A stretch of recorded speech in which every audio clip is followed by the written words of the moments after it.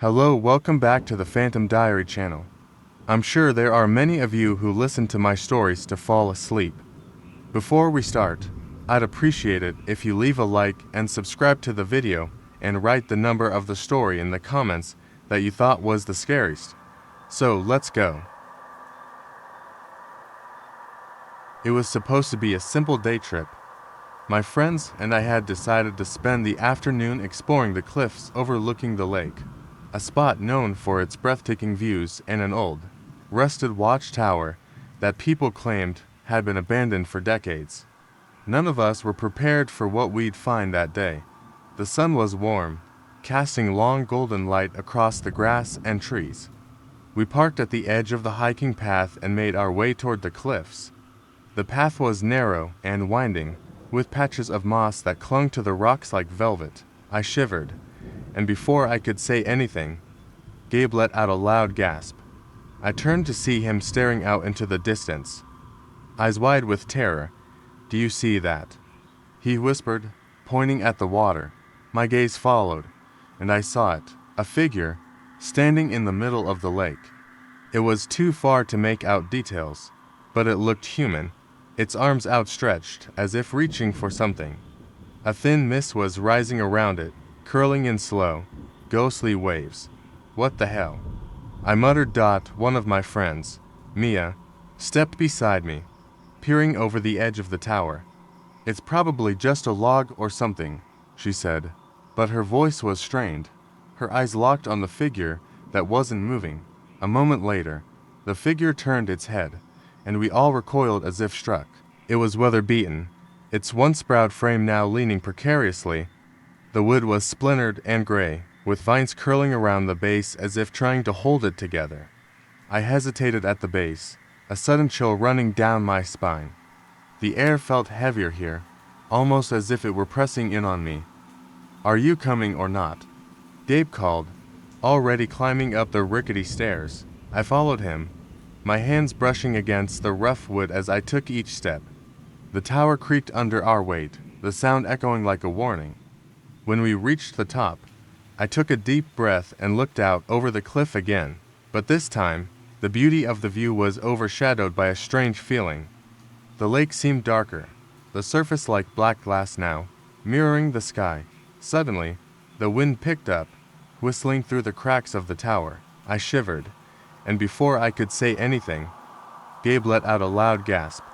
I turned to see him staring out into the distance, eyes wide with terror. "Do you see that?" he whispered, pointing at the water. My gaze followed, and I saw it, a figure, standing in the middle of the lake. It was too far to make out details, but it looked human, its arms outstretched as if reaching for something. A thin mist was rising around it, curling in slow, ghostly waves. "What the hell?" I muttered. One of my friends, Mia, stepped beside me, peering over the edge of the tower. "It's probably just a log or something," she said, but her voice was strained. Her eyes locked on the figure that wasn't moving.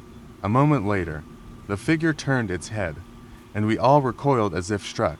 Its face was blank, pale as marble, with eyes that seemed to glow faintly in the dim light. Then it moved, slowly, gliding across the surface of the water as if it were floating on air. "Run," Gabe said, his voice breaking. We bolted, scrambling down the stairs as fast as we could. The creaking and groaning of the wood seemed to echo the thumping of our hearts, louder with every step we took. When we reached the bottom, we didn't stop running.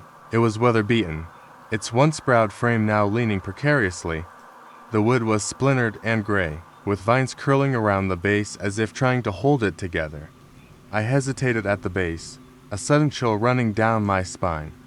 The air felt heavier here, almost as if it were pressing in on me. "Are you coming or not?" Gabe called, already climbing up the rickety stairs. I followed him, my hands brushing against the rough wood as I took each step. The tower creaked under our weight, the sound echoing like a warning. When we reached the top, I took a deep breath and looked out over the cliff again, but this time, the beauty of the view was overshadowed by a strange feeling. The lake seemed darker, the surface like black glass now, mirroring the sky. Suddenly, the wind picked up, whistling through the cracks of the tower. The summer festival had been my favorite part of the year ever since I was a kid. It was a time of laughing crowds, bright lights, and sticky cotton candy. I had grown up in the town, and although I had moved away for a few years, I always made sure to return for the festival. This year, I was back with friends. We had just finished a round of rides when we decided to wander down to the edge of the festival grounds, where the old carnival games and food stalls ended, and the forest began. A wooden sign, painted in fading red letters, read, "Fortune's End. Step inside and see your future." The little shack was tucked between two tall oaks, with a lantern swinging above the door, casting eerie shadows that seemed to dance. "You going in, or what?" my friend Alex said, nudging me with an elbow. He was grinning, his dark hair tousled from the wind. "I don't know. It looks weird," I replied, hesitating. The others urged me on, laughing and shoving me toward the door. I pushed it open, the small bell above tinkling as I entered. Inside, it was dark, the air smelling of old wood and incense. A woman sat behind a beaded curtain, her back to me. She turned slowly, revealing deep-set eyes and a smile that didn't reach them. "Welcome," she said, voice soft and melodic. "You've come for the truth." I hesitated but nodded. The beads behind her parted, and she beckoned me forward. I sat at the table, and she laid her gnarled hands over a deck of cards. "Your future is a path already chosen," she whispered, drawing a card and placing it face down. "But you may not like what it holds." Her eyes locked onto mine. I felt a sudden chill run up my spine as she flipped the card. The image was of a lone figure, standing in the dark, face hidden beneath a black hood. "Darkness follows you," she said. "Be wary of the night." Before I could respond, a voice called out from behind me, double quotes, "Hey, are you done in there?" It was Alex, knocking on the door. I turned back to the woman, but the room was empty. The cards were gone, and the lamp had dimmed. "Yeah, let's go," I said, stepping out and shaking off the unsettling feeling. But the night had changed. It felt heavier, as if a storm was coming. The others were waiting near a hot dog stand. As I joined them, I noticed the crowd had thinned. The air was dense and silent except for the distant clinking of a carnival ride.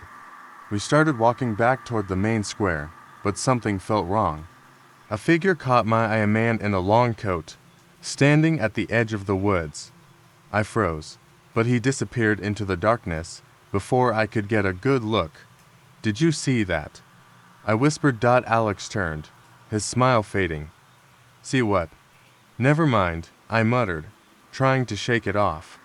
But I kept glancing back, expecting to see the man again, waiting just beyond the reach of the lights. We reached the square, but everything was different now. The laughter was muffled, the lights flickered as if struggling to stay on. The festival felt like a set from a play, a hollow imitation of its former self. That's when I heard a soft rustling, like the sound of 100 leaves being shuffled. My friend Alex said, nudging me with an elbow. He was grinning, his dark hair tousled from the wind. "I don't know. It looks weird," I replied, hesitating. The others urged me on, laughing and shoving me toward the door. I pushed it open, the small bell above tinkling as I entered. Inside, it was dark, the air smelling of old wood and incense. A woman sat behind a beaded curtain, her back to me. She turned slowly, revealing deep-set eyes and a smile that didn't reach them. "Welcome," she said, voice soft and melodic. "You've come for the truth." I hesitated but nodded. The beads behind her parted, and she beckoned me forward. I sat at the table, and she laid her gnarled hands over a deck of cards. "Your future is a path already chosen," she whispered, drawing a card and placing it face down. It was meant to be an ordinary day at the beach. I had been looking forward to it all week. The sun, the sound of the waves, the smell of salt in the air. I left the city early with a few friends, and we drove out to the coast. It was early enough that the beach was empty, just the way I liked it. We set up our towels, unpacked snacks, and played music while the waves rolled in and out. As the sun climbed higher, we swam and joked, letting the waves carry us like we were kids again. The water was colder than usual, but it felt refreshing against the sweltering heat. After an hour or so, I noticed something strange. Just past the line where the water met the sand, there was an area where the waves seemed to break differently. It looked as if the water was churning, moving in slow, jerky circles. I squinted at it, trying to make sense of what I was seeing. It was a man, probably in his early 30s. He was flailing, waves crashing over him, pulling him deeper. I pushed forward, the water tugging at my legs, and reached out. I grabbed his arm, but when I tried to pull him closer, he went rigid, staring past me, eyes filled with pure, unbridled terror. "Don't turn around," he screamed, voice choked and panicked. I froze, but I couldn't stop myself from turning my head. What I saw made my blood run cold. A dark shape had emerged from beneath the water. It moved as if it were made of liquid, its surface shifting and undulating like oil. To hollow, black eyes stared at me, and I could feel its gaze, icy and ancient. It was a man, probably in his early 30s. He was flailing, waves crashing over him, pulling him deeper. I pushed forward, the water tugging at my legs, and reached out. I grabbed his arm, but when I tried to pull him closer, he went rigid, staring past me, eyes filled with pure, unbridled terror. "Don't turn around," he screamed, voice choked and panicked. I froze, but I couldn't stop myself from turning my head. What I saw made my blood run cold. A dark shape had emerged from beneath the water. It moved as if it were made of liquid, its surface shifting and undulating like oil. To hollow, black eyes stared at me, and I could feel its gaze, icy and ancient. A gaping mouth split its face, filled with rows of jagged teeth. My breath caught, and the man screamed again. He pulled away from me, but it was too late. The water shifted, and he was gone, dragged under in an instant. The surface of the water settled as if nothing had happened, leaving only ripples behind. I stumbled backward, nearly falling into the water, and scrambled to get out. I didn't even look at my friends, who were now staring at me, eyes wide with confusion and fear. I ran up the sand, heart pounding, the air around me thick with salt and panic. I didn't stop until I was safe in my car, locked inside, staring back at the beach. The ocean was calm again, nothing out of the ordinary, as if the man and the thing in the water had never been there. But I'll never forget the sound of his last scream or the black, hungry eyes that had looked at me from beneath the waves. They were still there, waiting, just below the surface. It started with a simple invitation, a weekend trip to the lake. A friend of mine had rented an old boathouse by the water, a place where families used to go decades ago before it fell into disrepair.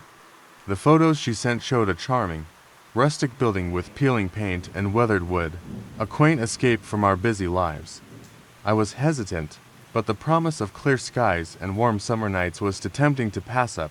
When we arrived, it was everything I expected, quiet and isolated. The boathouse was perched at the edge of a small, serene lake surrounded by pines. The water was dark and calm, with just the occasional ripple from a fish or a breeze.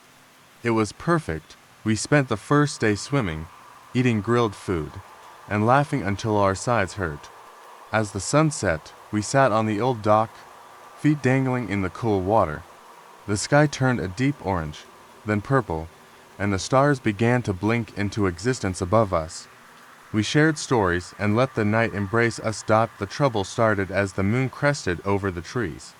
At first, I thought I was imagining it, a movement at the edge of the water, something slithering just below the surface.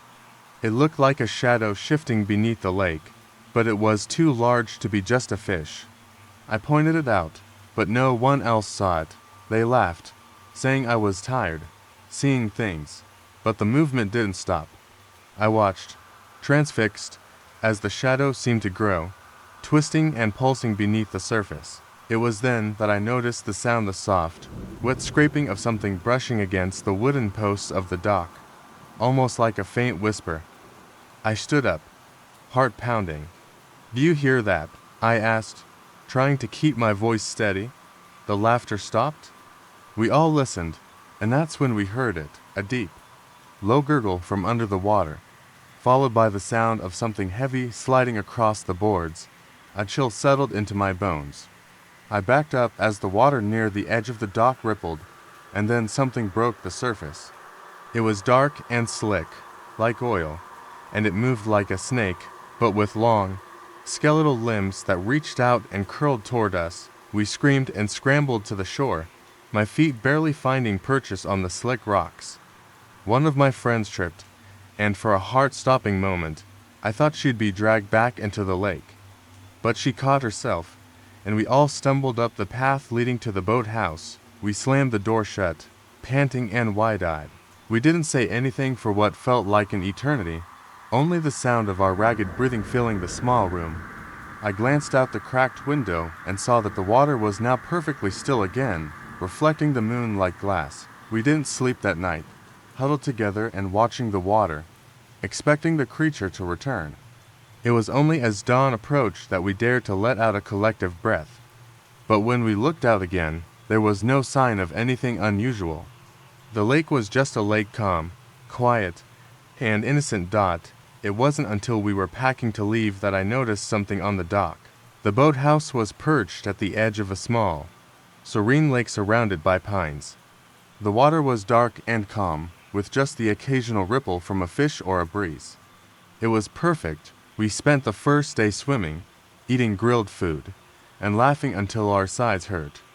As the sun set, we sat on the old dock, feet dangling in the cool water. The sky turned a deep orange, then purple, and the stars began to blink into existence above us. We shared stories and let the night embrace us. The trouble started as the moon crested over the trees. At first, I thought I was imagining it a movement at the edge of the water, something slithering just below the surface.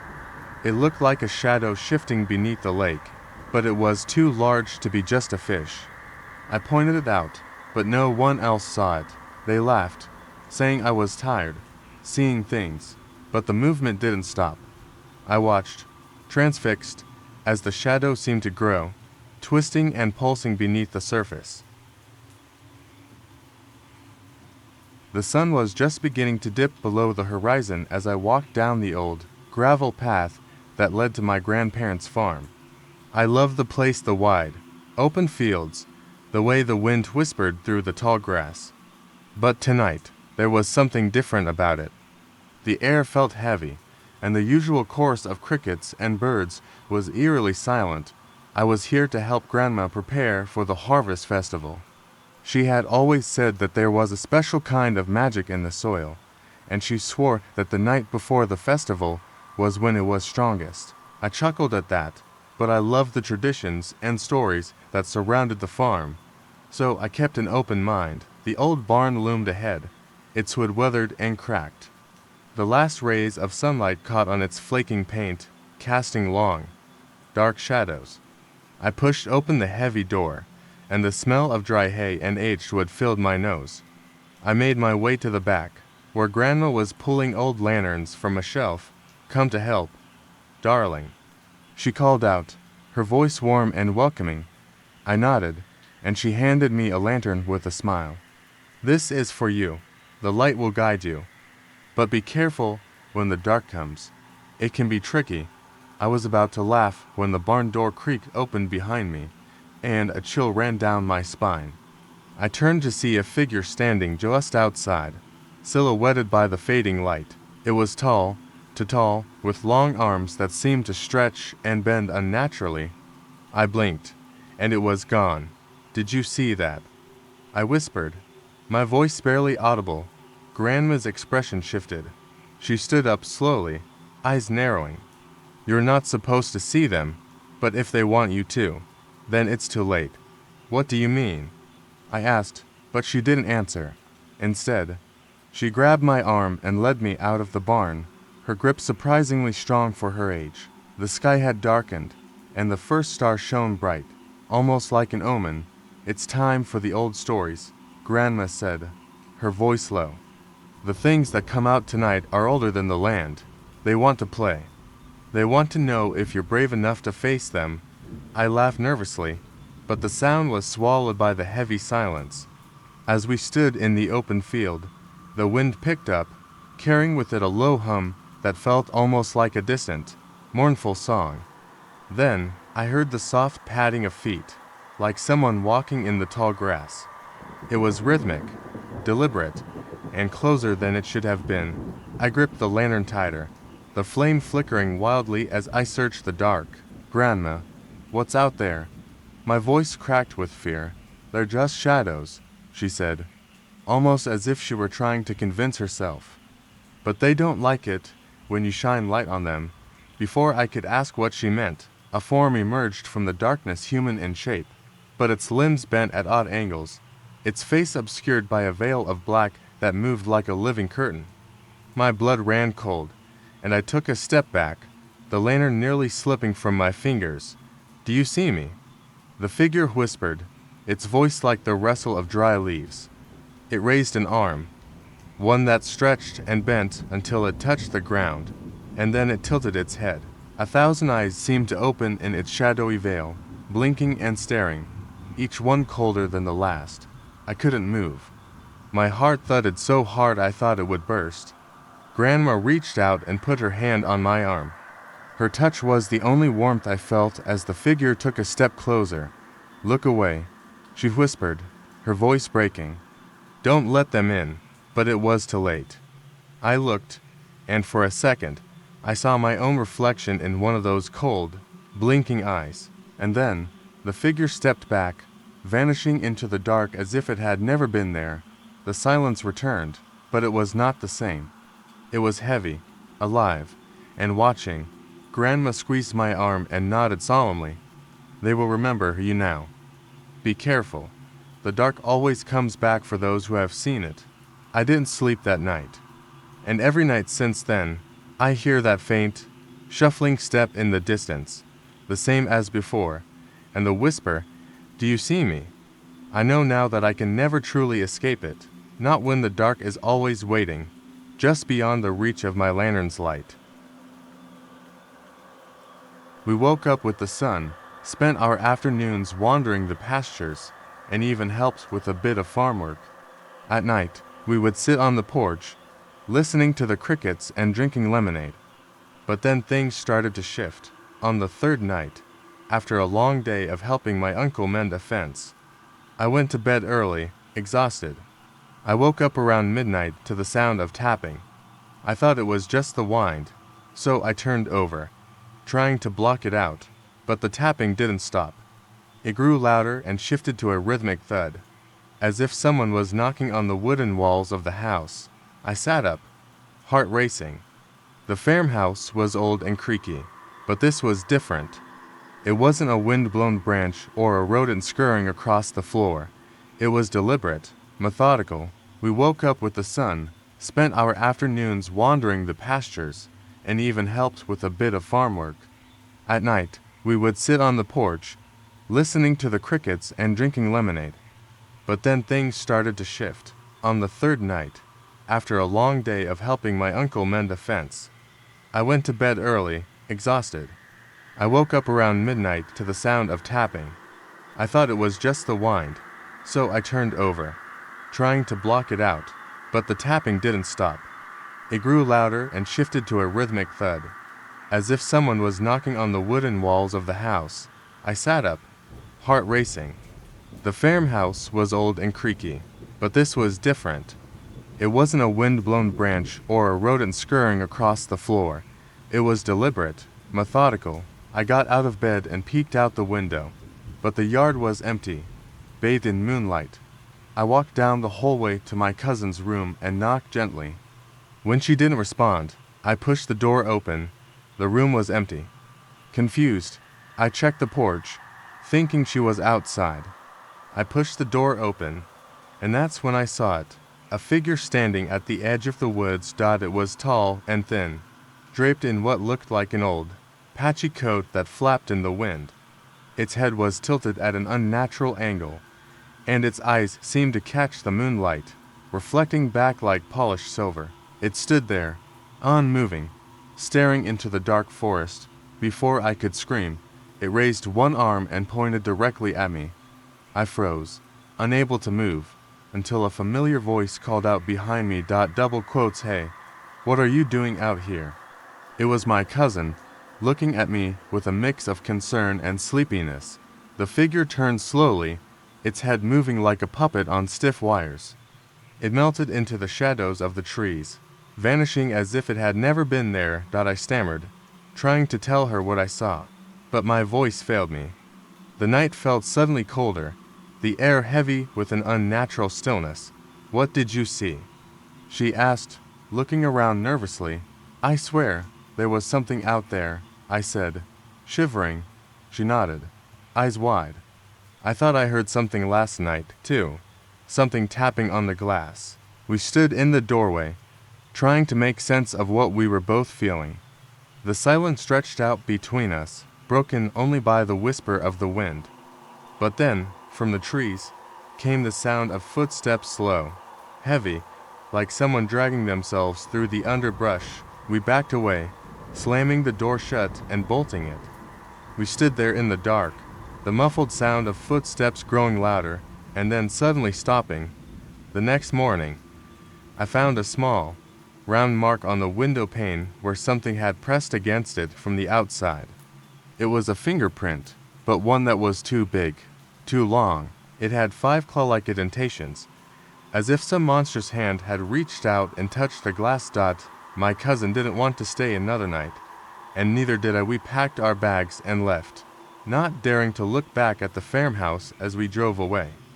The last thing I saw in the rearview mirror was the figure standing in the doorway, staring at me with eyes that seemed to pierce through the glass. To this day, I don't know what it was or what it wanted, but sometimes, on quiet nights, I can still hear the tapping on the window.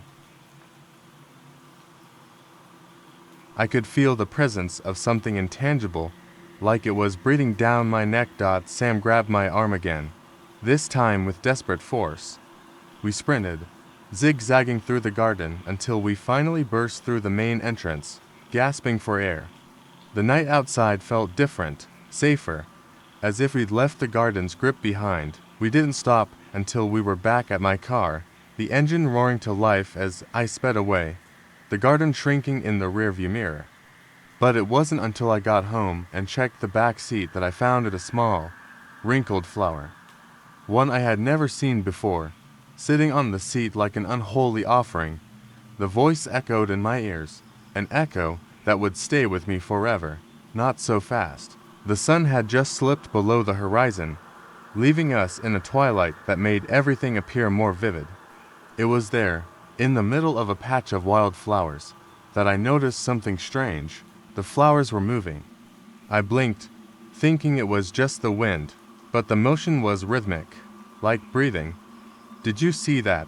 Sam asked, squinting at the patch. I nodded, but before I could say anything, there was a shuffling sound behind us, something small moving through the grass. We turned quickly, eyes searching the darkening garden, but it was empty. I laughed nervously, probably a raccoon or something, but Sam didn't look convinced.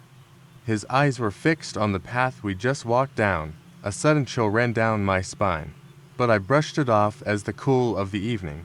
We decided to head back, but as we retraced our steps, I noticed that the garden was eerily quiet. The usual chirp of crickets and the occasional hoot of an owl were gone. I stopped walking, listening hard. The silence was thick, suffocating.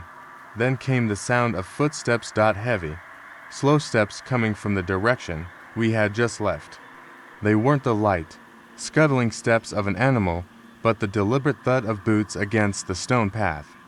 My blood ran cold as I glanced at Sam. His face was pale, eyes wide.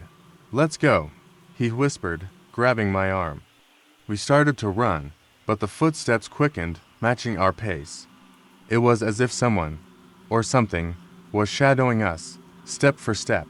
The garden paths twisted and turned, dark shapes looming over us as we tried to find the exit. We reached a clearing and stopped to catch our breath.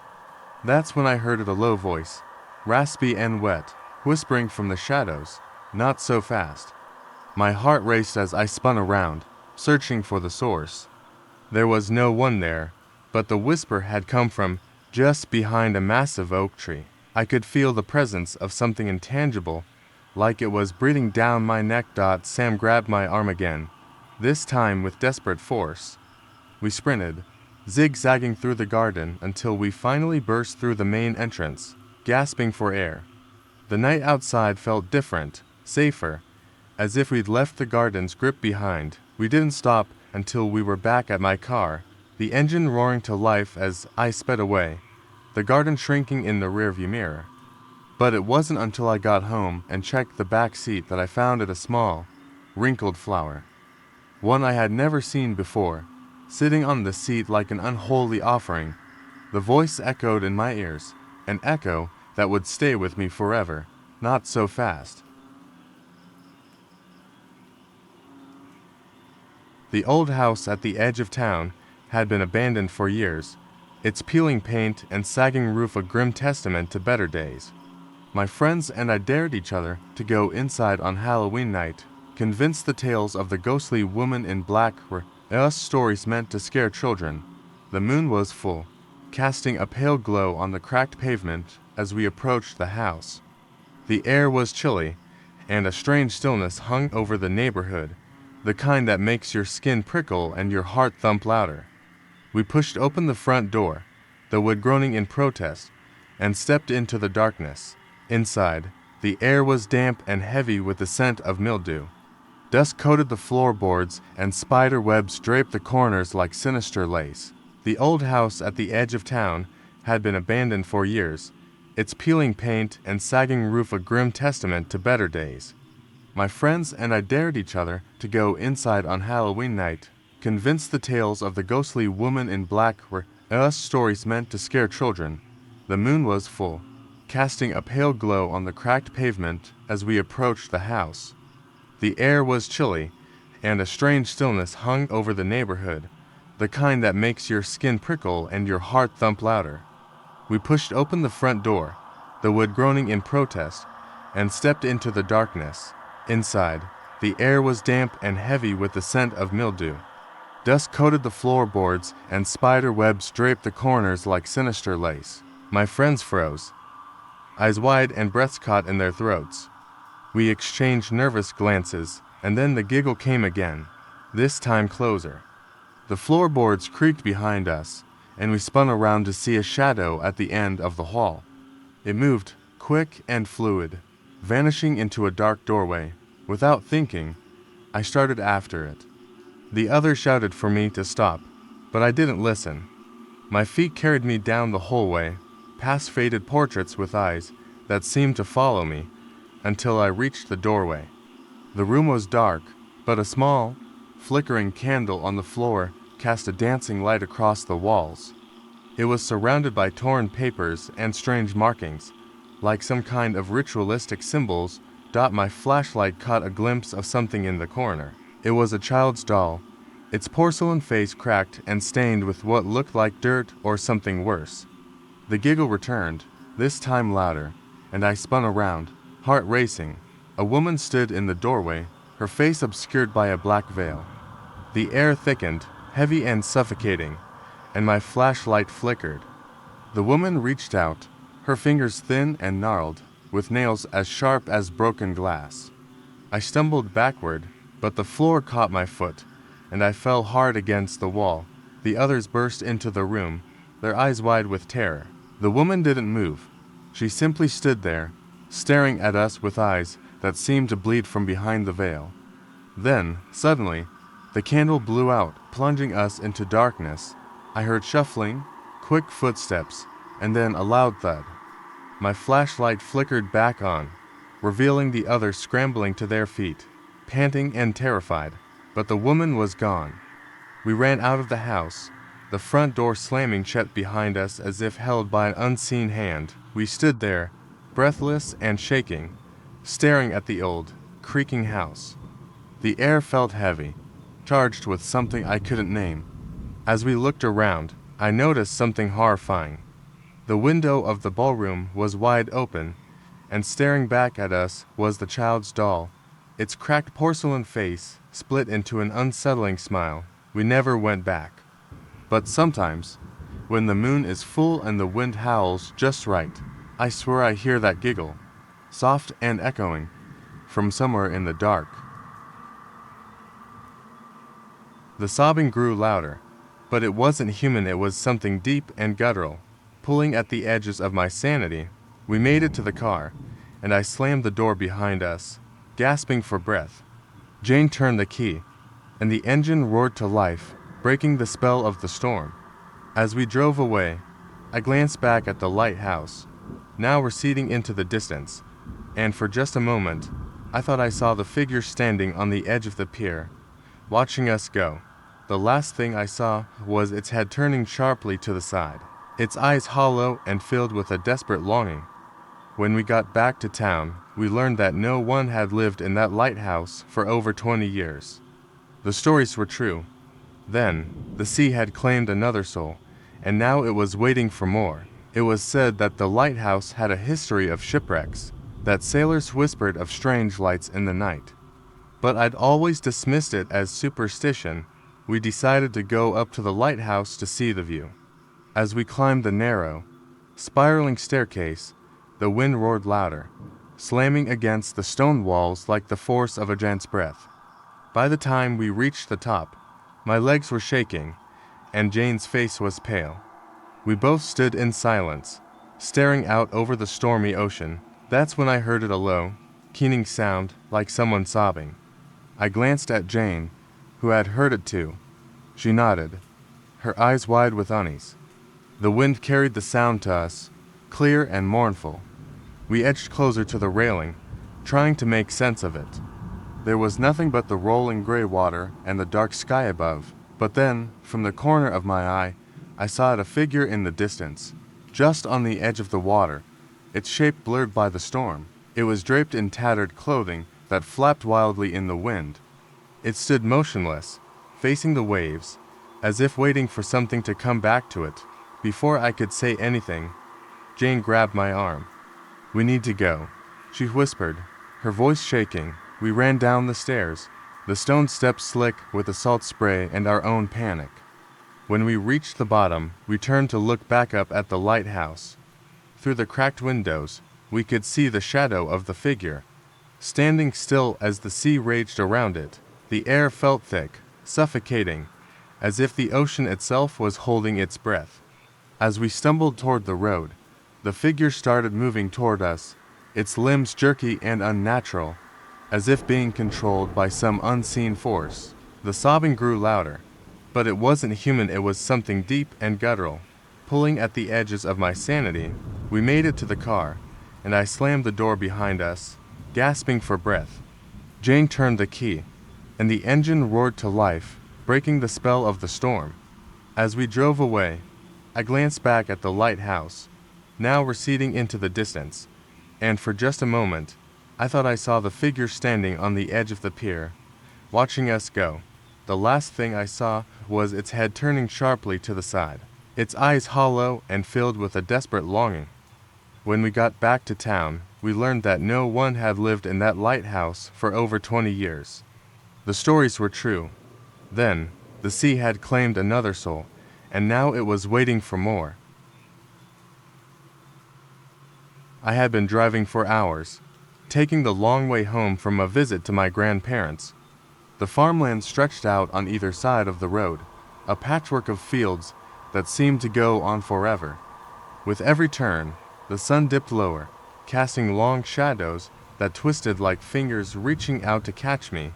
I was almost home when I noticed the old, rusted tractor sitting off to the side of the road. It hadn't been there before, and I found myself slowing down to take a closer look. The engine was covered in dirt, and weeds had grown up around its tires, like it had been abandoned years ago.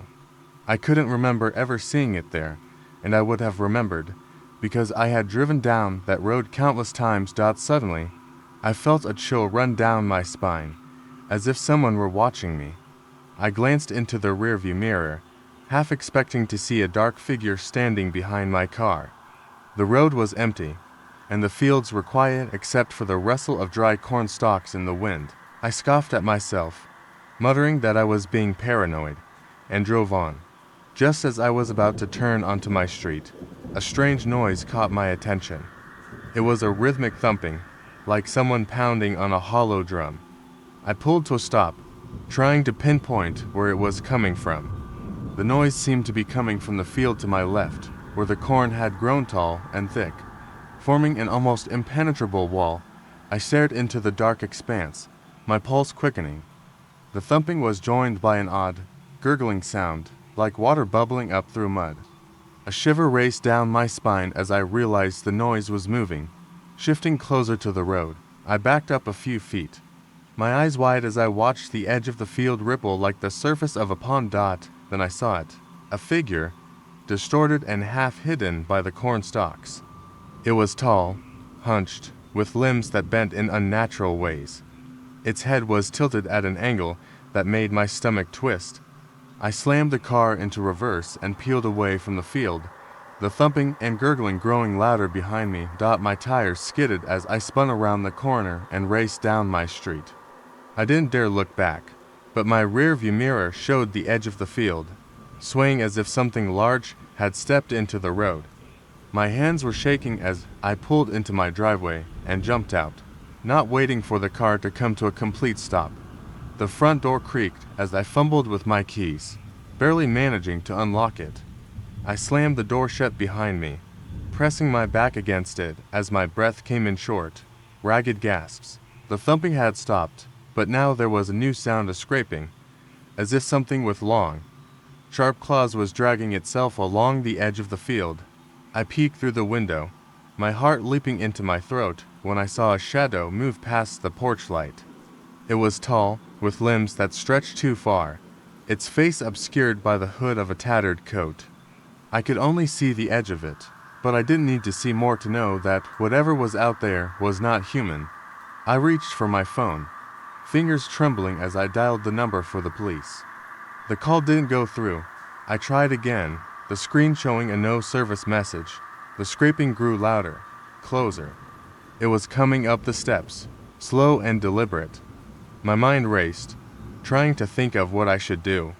I had no weapon, no way of defending myself. The sound stopped just outside the door, and then a soft, wet thud followed by a dragging sound. I backed away, holding my breath as I watched the doorknob twist and shift, as if something was trying to turn it from the outside. The wood groaned as pressure was applied, and I feared it wouldn't hold. Suddenly, the pressure eased, and the sound of footsteps receded, fading back into the night. My heart pounded, but the silence was deafening. I waited, unable to move, until the first rays of dawn broke over the horizon, painting the field in a harsh, bright light. There was no sign of what I had seen. The next morning, I found the front steps littered with long, dark claw marks, deep enough to splinter the wood. And when I looked out at the field, the cornstalks had been flattened, as if something heavy had moved through them. But most disturbing of all was the fresh, muddy handprint pressed against the window. The last thing I expected was to find myself stuck on the side of a remote highway in the middle of nowhere at 11 p.m., with my car sputtering and coughing its last breaths. I slammed my palms against the steering wheel, trying to stifle a curse. The darkness outside seemed to fold in on itself, thick and oppressive, with only the dull beam of my headlights cutting a path into it. I stepped out of the car, the chill in the air seeping through my clothes. The road stretched on for miles in either direction, bordered by dense, whispering trees. The only sign of civilization was a rusted sign, half hidden by creeping ivy, that read Riverton 10 miles. With a resigned sigh, I grabbed my phone and tried to call for help. No signal. Great. The road ahead seemed endless. So I decided to start walking, hoping to find a gas station, a house, anything. I made it about a mile before I heard it. A faint sound, like laughter, but not the kind that comes from joy. This was sharp, guttural, almost animalistic. I froze, my heart drumming in my chest. There was no one around. The woods were still, except for the subtle creak of branches overhead and the soft rustle of leaves. I told myself it was just an animal, a deer or a raccoon, and pushed on. Then the laughter came again, louder this time, followed by a scraping sound. It was as if someone was dragging something heavy over the ground. I turned around, my eyes searching the dark, but there was nothing. The road was empty, the trees stood silent. I rubbed my arms to stave off the cold and continued walking. Faster now. The air seemed to change as I walked, becoming colder and sharper, like the knife edge of winter. It wasn't just the temperature, it was the feeling of something being wrong. The laughter stopped, replaced by the sound of footsteps following me, just at the edge of hearing. I glanced over my shoulder, but saw only shadows that seemed to shift and dart away. Then, without warning, something moved in the woods. A figure stepped out from between two trees, tall and thin, with limbs that bent in unnatural ways. Its face was pale, almost luminescent in the moonlight, with eyes so black they looked like holes drilled into its skull. The thing tilted its head, and then it spoke, lost. My legs locked up, and I stood frozen in place. I couldn't find my voice, couldn't tear my eyes away from that hollow, grinning face. It took a step forward, the uneven gait making the ground creak beneath it. I stumbled back, my mind screaming at me to run, but my body wouldn't listen. The figure took another step, and I finally snapped out of my paralysis, turning and bolting down the road as fast as I could. The sound of heavy footsteps pounding behind me, matched by that terrible, hollow laughter, drove me forward. The road blurred past, my vision cutting out between stumbles. I ran until my lungs felt like they would burst, until my legs were cramping and I couldn't tell if the thud behind me was my own heartbeat or something chasing me. The woods were still, except for the subtle creak of branches overhead and the soft rustle of leaves. I told myself it was just an animal, a deer or a raccoon, and pushed on. Then the laughter came again, louder this time, followed by a scraping sound. It was as if someone was dragging something heavy over the ground. I turned around, my eyes searching the dark, but there was nothing. The road was empty, the trees stood silent. I rubbed my arms to stave off the cold and continued walking. Faster now. The air seemed to change as I walked, becoming colder and sharper, like the knife edge of winter. I had never been to the beach during the winter, but that evening, something about the idea of being by the ocean called to me. The sea had a strange, restless energy, even more so when it was cold and gray. I drove down to the shore, the headlights of my car slicing through the swirling fog. There were no other cars in the parking lot, no chatter of people, only the sound of waves crashing like they had a secret to tell. The first thing I noticed was how still everything was. The air felt heavy, almost like it was holding its breath. I stood there for a moment, the damp wind biting at my skin, before I began my walk along the edge of the water. The sand crunched under my boots, wet and cold as I walked. I kept hearing a sound, a rhythmic, faint thumping that didn't belong to the waves. It was as if someone was knocking on the sand itself, a deep, hollow sound that seemed to come from beneath. I paused and looked around. The beach was empty, shrouded in mist, and the moon barely cast any light over the dark water. I tried to convince myself it was just the wind, but the thumping grew louder. My breath quickened as I took a few cautious steps closer to the edge, where the waves lapped at the sand. That's when I saw it, a figure in the water, dark against the gray, moving with the tide. It was tall and thin, with long limbs that bent in unnatural ways. Its head was just above the surface, tilted at an impossible angle, and its eyes, if you could call them that, were hollow, with no light inside. The figure reached out an arm toward me, fingers curling as if it were beckoning me closer. The thumping was louder now, like a heartbeat in my chest. I stumbled back, heart pounding as I fought the urge to run. But then I heard it my name, whispered on the wind. I turned, and there, standing just out of reach, was another figure, this one a man, ragged and pale, with eyes wide and wild. His lips moved, forming words I couldn't hear, but felt deep in my bones. A sudden wave crashed onto the shore, pulling the figure in the water back with it. For a moment, everything was silent again. The thumping stopped. The mist seemed to part, and the beach was calm, as if nothing had happened. But the man was still there, watching me, his eyes wide with terror and warning. I forced myself to move, turning and running back to my car. My legs felt like lead, but I couldn't stop. I could still hear the sound of thumping behind me, growing fainter as I put more distance between myself and the shore. The cold air burned my lungs, but I didn't dare look back. Not until I was safely inside my car, windows rolled up, engine running. I glanced in the rearview mirror and saw the figure standing on the edge of the water, its head tilted as if it were listening for something. And then, with a sudden motion, it disappeared, leaving behind only the silence of the darkened beach. I didn't go back to that beach, not even in summer. But sometimes, when the wind is just right and I hear a thumping, I close my eyes and hold my breath, wondering if it's the sound of the sea or something else, something that calls me back to the place where it waits. The first time I noticed something was off was when I walked into the old public library. It was the middle of the day, yet the atmosphere was heavy and suffocating. The air smelled of dust and decay, with a hint of something sweet that I couldn't quite place. I usually loved the library, the hush of turning pages, the creak of wooden floors, the musty scent of old books, but that day felt different. I wasn't alone. A few people sat scattered among the aisles, some flipping through books and others simply staring blankly at the walls. I wandered past the rows of bookshelves, the fluorescent lights flickering overhead as if in sync with my growing unease. As I passed a section of history books, I heard a faint whisper. My pulse quickened, but when I turned, there was no one around. I let out a nervous chuckle and shook my head. I had been up all night studying. Maybe exhaustion was playing tricks on me.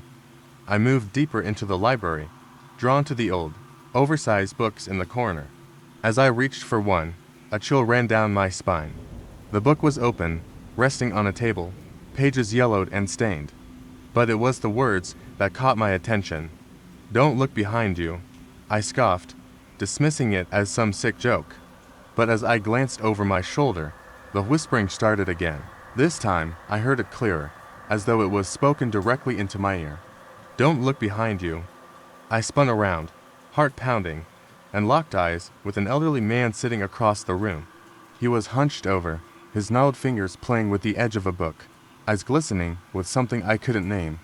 It wasn't just the look in his eyes, it was the way he seemed to lean forward, as if trying to warn me. But his lips never moved. A sudden, sharp sound cut through the air, a rustling like pages being turned. I whipped around to see that all the books around me had fallen open, their pages fluttering as if caught in a breeze that I couldn't feel. A cold draft swept through the aisle, carrying with it the scent of wet earth and something metallic. I stumbled backward, tripping over my own feet. The man's voice came again, clearer this time, though still soft and broken. "You shouldn't be here."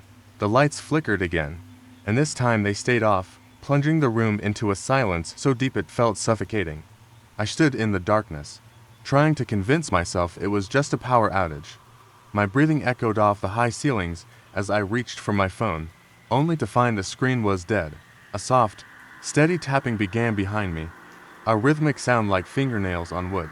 I turned, and in the darkness, a thin, shadowy figure stood at the end of the aisle, just at the edge of the light from the window. Its eyes were wide and hollow, and a grin stretched across its face, too wide to be human. Panic surged through me, and I bolted toward the exit, stumbling through the rows of books as they fell around me.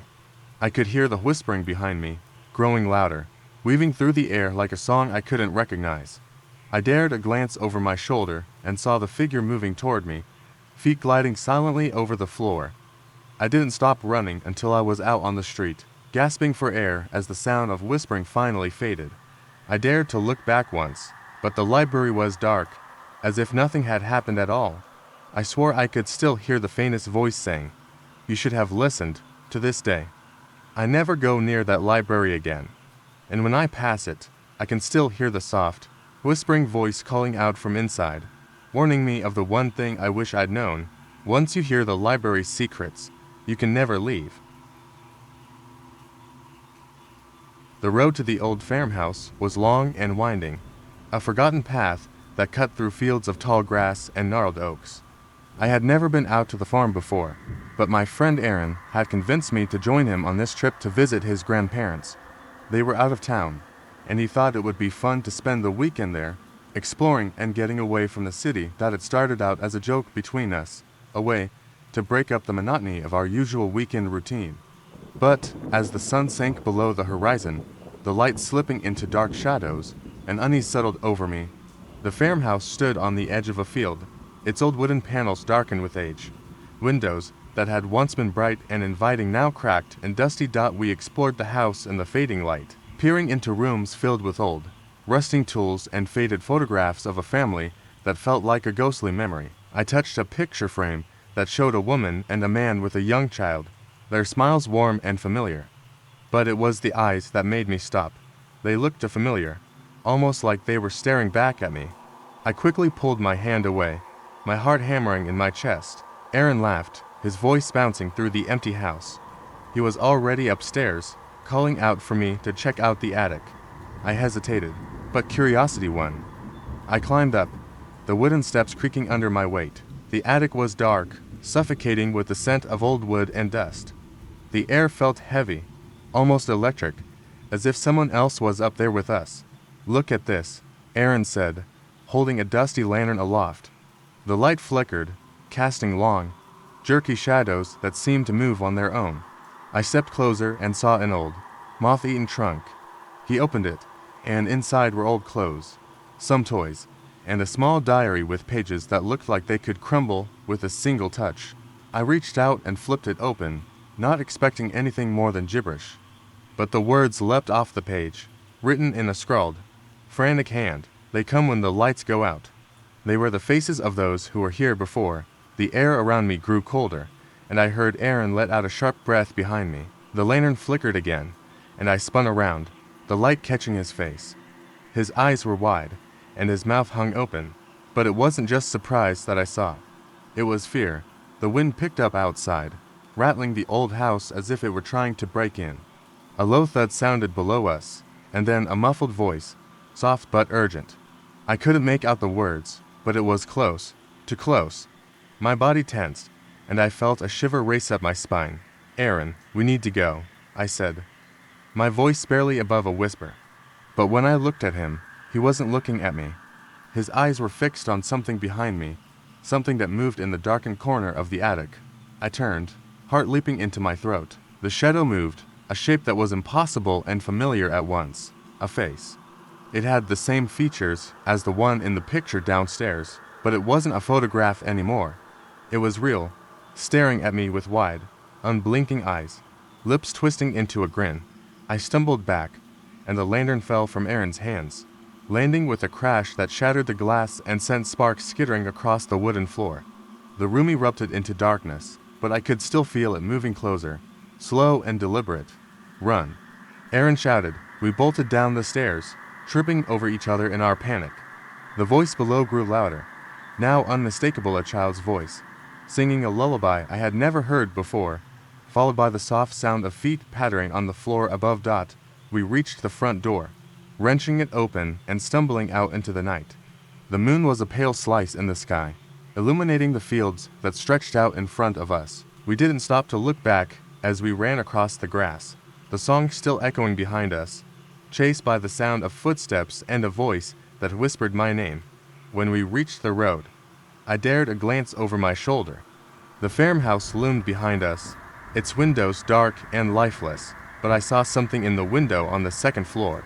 A child's face, pressed against the glass, eyes wide and hollow, watching us as we ran away. We didn't stop until we reached the nearest town, hearts pounding and breathless. I never told anyone what happened that night, and Aaron never spoke of it again. But I know what I saw, and I know we weren't alone in that house. and I'm sure I'm not the only one who heard the voice. Even now, when I close my eyes at night, I can still hear it. They come when the lights go out. The park was beautiful that evening, with tall oaks and maple trees casting long, dappled shadows across the worn walking paths. It was a popular spot, nestled between the city and a sprawling riverbank, filled with joggers, families, and old couples who liked to feed the pigeons. I had been there countless times, but that day felt different. The air was thick, almost suffocating, and a strange, damp smell clung to the breeze. I was walking alone, headphones in, trying to shake off a bad mood that had settled over me all day. The path twisted through dense thickets, and the chatter of nearby park-goers faded into the background. It was growing darker, and a chill seeped into my bones. I checked my watch just past 7 p.m. The sun had dipped behind the trees, painting the sky a bruised purple. I should have turned back, but I didn't want to go home, unless yet. Then I heard a soft whisper that seemed to brush against my ear. I yanked out my headphones and looked around. The park was still, empty save for a pair of joggers far off in the distance and the occasional flutter of wings from the trees. I told myself it was just the wind and kept walking, but the whisper came again, this time louder, clearer. It was a voice, almost melodic, saying one word over and over, "Come." It made the hairs on my arms stand on end. I stopped, scanning the path behind me, but there was no one. I swallowed, my mouth dry, and took a shaky breath before continuing forward. The path narrowed and curved into a part of the park that I had never explored before. It was eerily quiet. No sounds of birds, no rustling of leaves, just that insistent voice, drawing me in. My heart pounded, but curiosity won out. I stepped off the path and into the underbrush, where brambles clawed at my jeans. The whisper led me deeper, away from the familiar trails. A clearing appeared, shrouded in shadows and framed by old stone statues of animals cracked and overrun with ivy. In the center stood an old fountain, water dry and choked with moss. But the most unsettling part was the girl. She was sitting on the edge of the fountain, her legs folded and her head bowed, as if lost in thought. Her hair was dark and unkempt, tangled with leaves and twigs. "Hey," I called hesitantly, my voice cracking in the silence. The girl didn't move, but I felt her gaze on me, even before she lifted her head. Her eyes were wide and vacant, too large for her face, rimmed with dark circles. And then she spoke, her voice so cold it made my blood freeze. "Not safe here," she whispered, but her lips didn't move.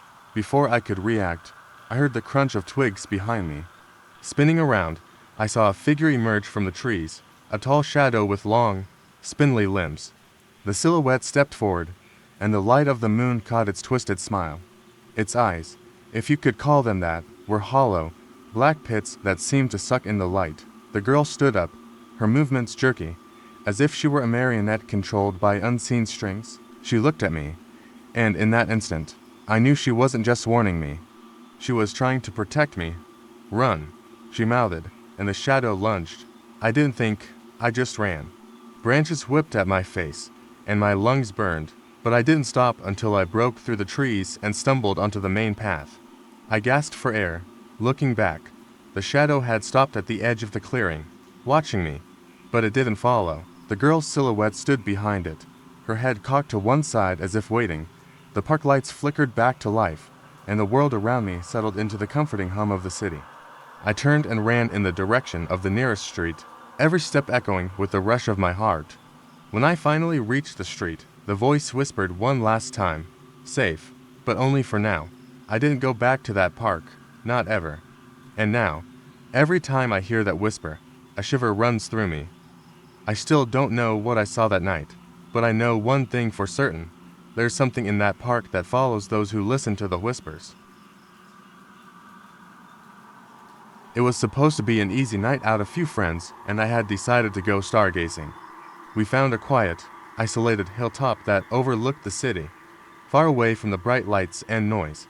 The evening had been perfect at first, with the sky an endless sea of stars, a cool breeze that carried the scent of wildflowers, and laughter as we set up our blankets and telescoped out. As the night deepened, the air became colder, more oppressive. We didn't mind at first, We were too busy taking turns peering through the telescope and making silly jokes.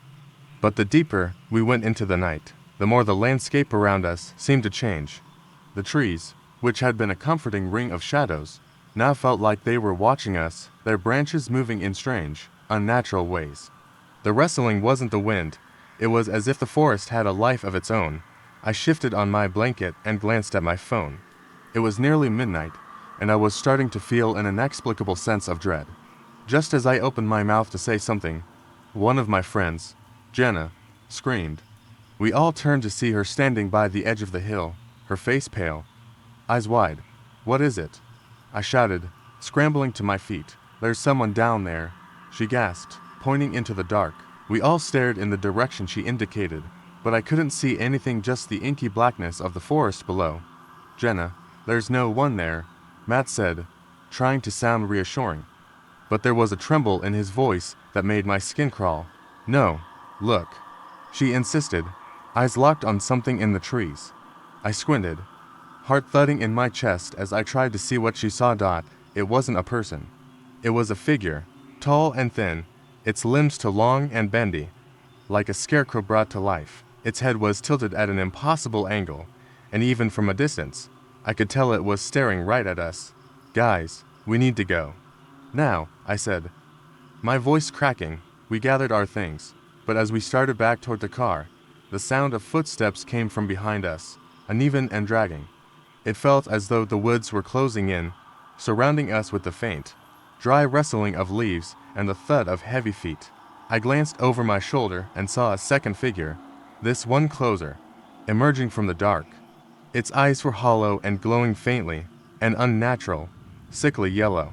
My breath caught in my throat as we broke into a run, the air sharp with panic and the sound of twigs snapping underfoot. "Go, go, go," Matt shouted, pushing past me. We all sprinted for the car, the night echoing with the crunch of footsteps behind us. When we finally reached the vehicle, I fumbled to unlock it. Heart racing as the shadows stretched and shifted around us, we piled into the car, and I slammed the door shut, locking it just as a figure emerged at the edge of the clearing, staring at us with those hollow eyes. It tilted its head slowly, a broken, jerky motion that made my blood run cold. "Drive, drive," Jenna shouted, and Matt didn't hesitate.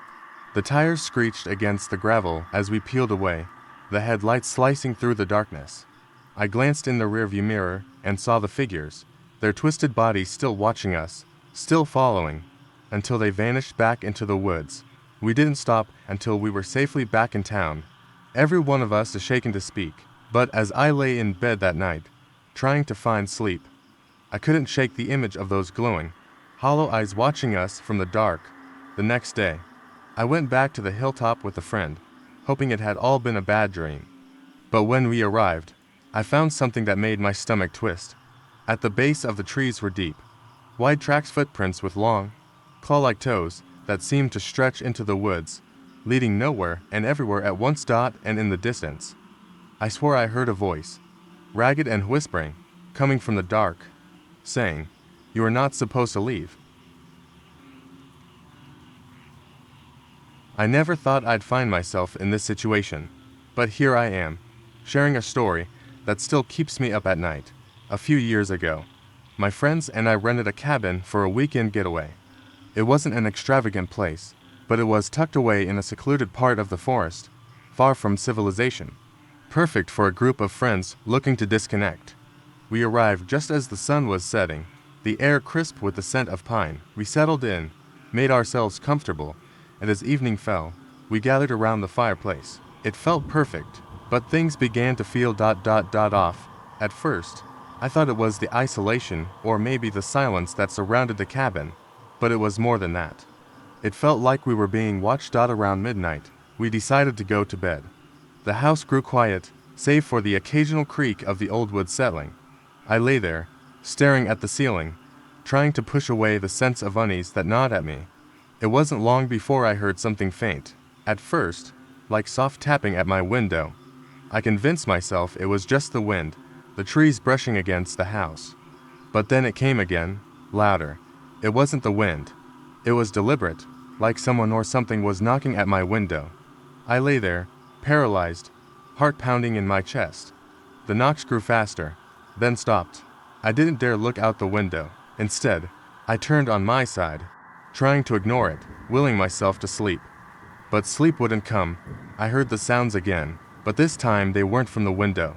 It was at the door, slow, deliberate knocks, as if someone was waiting for me to answer. I sat up in bed, frozen, and listened. Then came the voice. "Let me in." It was faint, like a whisper carried by the wind. My breath caught in my throat. I wasn't sure if it was real, but it felt like it was coming from right outside my door. My heart raced. I couldn't move. I couldn't even breathe. The voice came again, this time more insistent. "Let me in." I finally worked up the courage to peek through the crack in the door, but there was nothing. No one. Just the dark, empty hallway. Still, I couldn't shake the feeling that something was out there. The next morning, I didn't mention anything to the others. They were all still sound asleep when I woke up, so I kept my nerves to myself. But as we sat around the breakfast table, one of my friends, Laura, spoke up.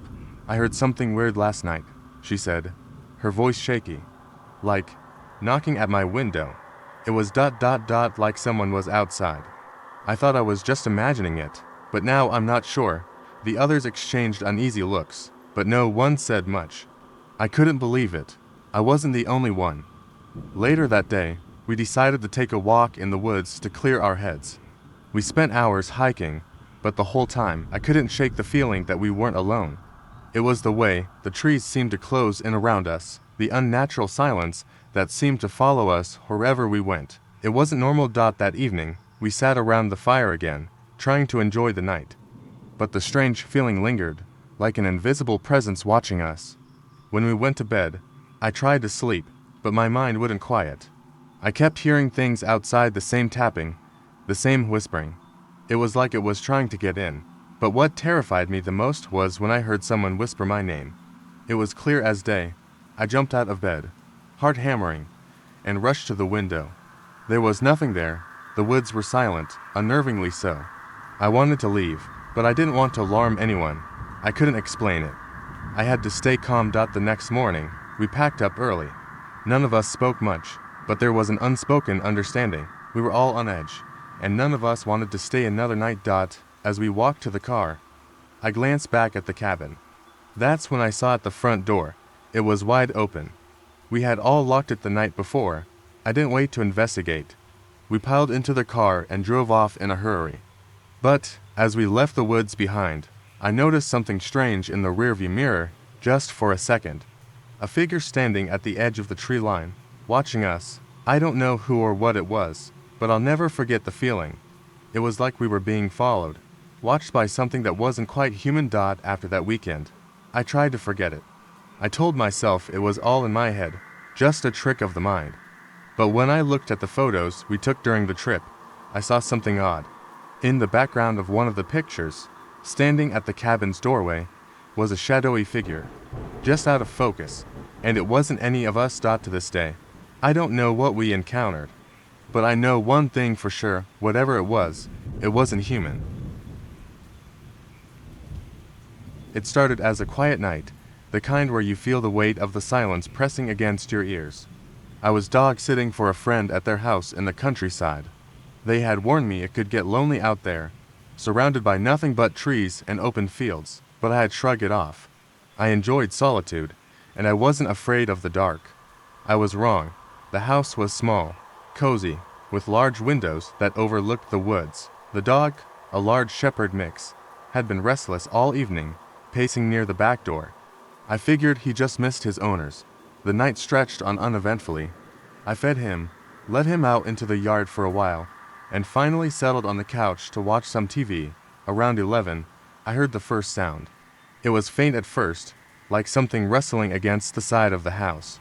I muted the TV and listened, but everything had gone silent. I chalked it up to the wind. Living in the city had dulled my sense of how noisy the countryside could be. The dog, however, didn't seem convinced. He stood in the middle of the room, ears pricked, staring at the back door. It was unnerving, but I brushed it off. I called him over, and he reluctantly lay at my feet. I tried to focus on the show, but I couldn't shake the feeling that something wasn't right. The house felt colder, as if the warmth had seeped out through invisible cracks. At midnight, the sound came again. This time, it was louder. It wasn't just rustling.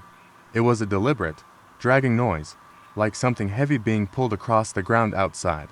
I stood up, my pulse quickening, and walked to the back door. The dog followed, his fur bristling. I flipped on the porch light. The yard was empty, the woods beyond it still and dark. The sound had stopped. I scanned the tree line, but saw nothing unusual. Taking a deep breath, I stepped outside to get a better look. The cold air stung my skin as I peered into the shadows. That was when the dog began to growl. A low, guttural sound that I had never heard from him before. His eyes were fixed on the far corner of the yard, where the light didn't quite reach. I followed his gaze, my heart hammering in my chest. At first, I thought it was just a trick of the light. A tall, misshapen figure stood at the edge of the trees, barely visible. It didn't move, it didn't make a sound. I blinked, and it was gone. My rational mind tried to make sense of it. Maybe I had imagined it, maybe it was just a shadow. But the dog's growl deepened, and his body tensed as if ready to pounce. I backed into the house, locking the door behind me. The dog barked once, sharply, then fell silent. I tried to calm myself. I told myself there was nothing out there, that my imagination was running wild. But the unease didn't leave me. I decided to stay awake, just in case. Hours passed, and the night grew colder. The dog had settled at my feet again, but his ears twitched at every creak and groan of the house. At some point, I must have dozed off, because I woke to the sound of knocking. It was soft but insistent, coming from the back door. The clock on the wall read 3 in the morning. My heart raced as I got up and crept toward the door. The knocking continued, steady and deliberate. I glanced through the window but saw nothing. My hand hesitated on the doorknob. Then the knocking stopped. A moment of silence followed, then a voice. It was faint, almost a whisper, but I could hear it clearly. "Let me in." My blood turned to ice. The voice was familiar. It was my own. I stumbled back, my breath catching in my throat. The dog began barking furiously. His body pressed against the door as if trying to protect me. The voice came again, louder this time. "Let me in." The doorknob rattled, and the dog's barking grew frantic. I didn't know what to do. My hands shook as I grabbed a flashlight and shined it out the window. The yard was empty. The voice stopped, and so did the dog. I didn't sleep the rest of the night. When the sun finally rose, I went outside to look for any signs of what had happened. There were no footprints, no disturbed soil, nothing. But as I turned to go back inside, I noticed something on the door. Scratched into the wood, deep and jagged, were the words I had heard all night. "Let me in." The dog refused to go near the door for the rest of the day. Neither of us ever stayed in that house again. Just a few friends heading into the woods for a weekend of hiking, campfires, and stargazing. We had chosen a remote spot deep in the forest, far from the usual tourist trails. The kind of place you only find if you're looking for it, and where the only sounds are the wind and the birds. We arrived just before dusk, the air thick with the scent of pine. It was beautiful, calm, and entirely untouched. We set up camp near a clearing. There was a small creek running through it, its water dark and swift. We didn't think much of it at first. We were laughing, unpacking, and excited to get the fire going. Everything felt normal, even peaceful. As night fell, the temperature dropped sharply. The fire crackled, casting long, flickering shadows on the trees around us. After a while, we noticed something strange. The woods, which had been so quiet earlier, seemed to quiet now. The usual sounds, crickets, rustling leaves, distant animal calls, had vanished. It was unsettling, the way the night felt so unnaturally still. I tried to brush it off, telling myself it was nothing. But my friends noticed it too, and the unease grew. We huddled closer to the fire, exchanging nervous jokes to try and lighten the mood. But no one really felt like laughing anymore. That's when we heard the first noise. It came from deeper in the woods, the sound of twigs snapping underfoot, deliberate and slow. It was too regular, too rhythmic, as though something was pacing around the perimeter of our camp. We froze, staring at each other, unsure of what to do. At first, We thought it might be an animal, but this didn't feel like the movement of any creature we knew. The noise stopped, and for a few moments, all we could hear was the crackling of the fire and our own breaths. Then, a voice. It was faint but distinct, just on the edge of hearing, like it was coming from somewhere beyond the firelight. Leave. The word was soft, almost a whisper, but it was clear. We all looked at each other, our faces pale under the flickering light. None of us had spoken. It wasn't one of us. One of my friends, the most practical among us, grabbed his flashlight and stood up. "I'll check it out," he said, trying to sound brave. But his voice was shaking, and we all knew he was scared. We followed him, though none of us wanted to. We walked to the edge of the clearing, where the trees grew thick and dark. The beam of the flashlight swept over the forest floor, catching only shadows and the occasional glint of something reflective eyes. Maybe, but we couldn't be sure. The air felt heavy, thick, like it was pressing down on us. Then, the flashlight flickered and died. Panic set in immediately. We all pulled out our phones, but of course, there was no signal. It felt like the forest was swallowing us whole. I wanted to turn back, but something kept me frozen. The silence returned. Then came the whisper again, clearer this time, as if it was directly behind us. "Leave." Now, we spun around, our hearts racing, but there was nothing there. Just trees, just the night. We didn't stay long after that. We packed up quickly, more frantic than I'd ever seen any of us. The hike back to the car was silent, the eerie feeling of being watched never leaving us.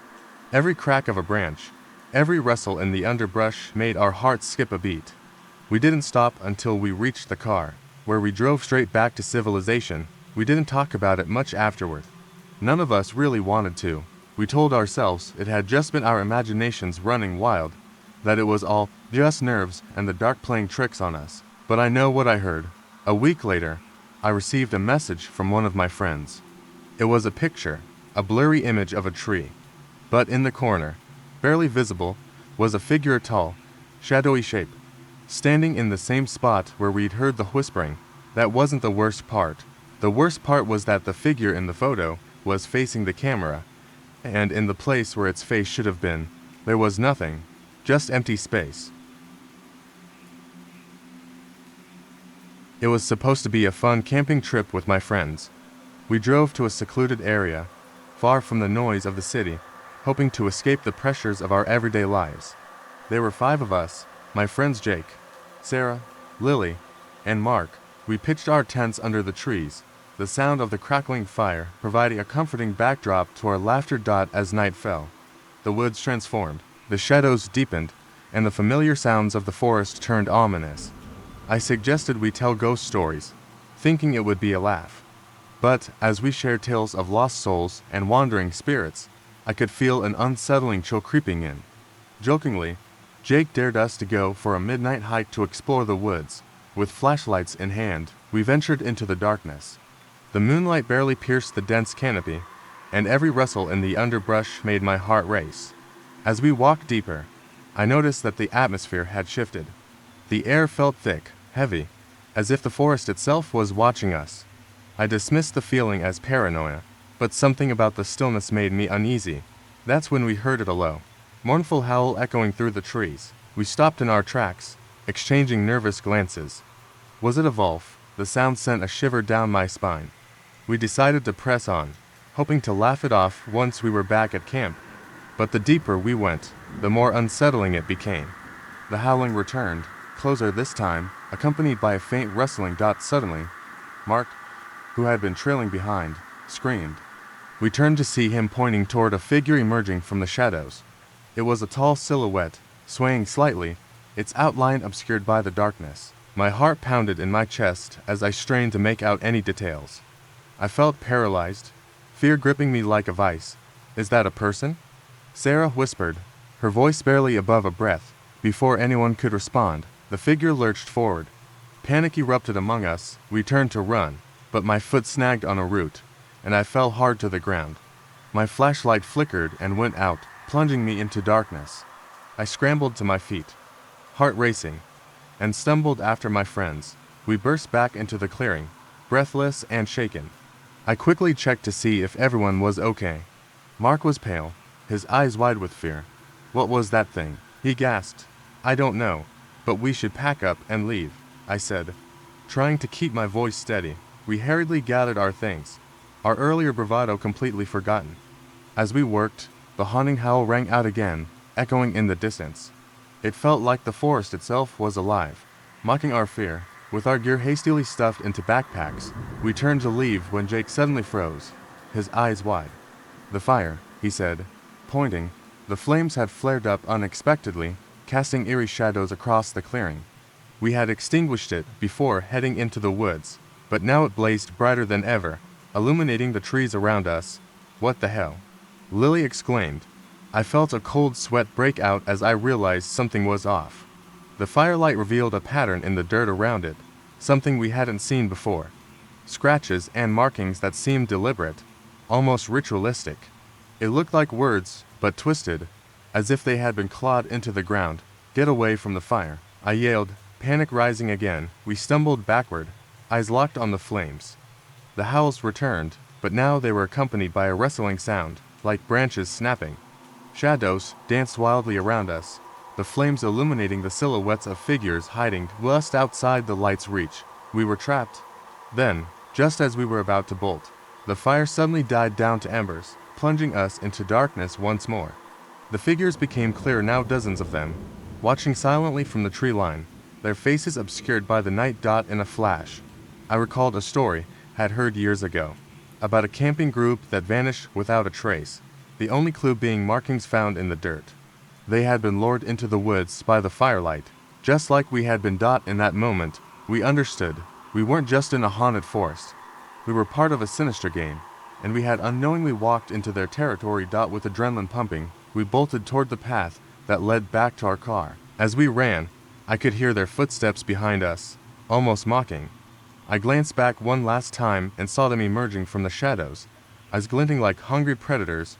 We reached the car, breathless and terrified, and peeled away from the campsite, leaving behind the twisted horror of the woods. The last thing I saw in the rearview mirror was a figure standing by the dying embers, watching us leave, and I knew it wouldn't be the last time I felt their presence. It was the summer of my sophomore year in college when my friends and I decided to go camping in a remote area of the national park. The thrill of the outdoors always excited us, and we wanted a break from our studies. There were 4 of us, me, Jake, Lisa, and Mark.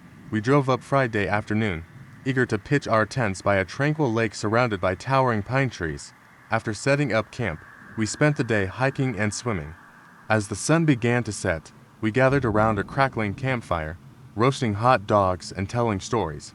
It felt perfect, the warmth of the fire, the laughter of my friends, and the stunning view of the stars above. As night enveloped us, an unusual chill crept into the air. Lisa, always the superstitious one, brought up the tales she had heard about this particular forest, how people claimed to hear voices at night. We laughed it off, but as the night wore on, the forest grew eerily quiet. The crickets and frogs fell silent, replaced by a strange stillness that sent shivers down my spine. Just as I began to shake off the unease, I heard a faint whispering coming from the darkness beyond the firelight.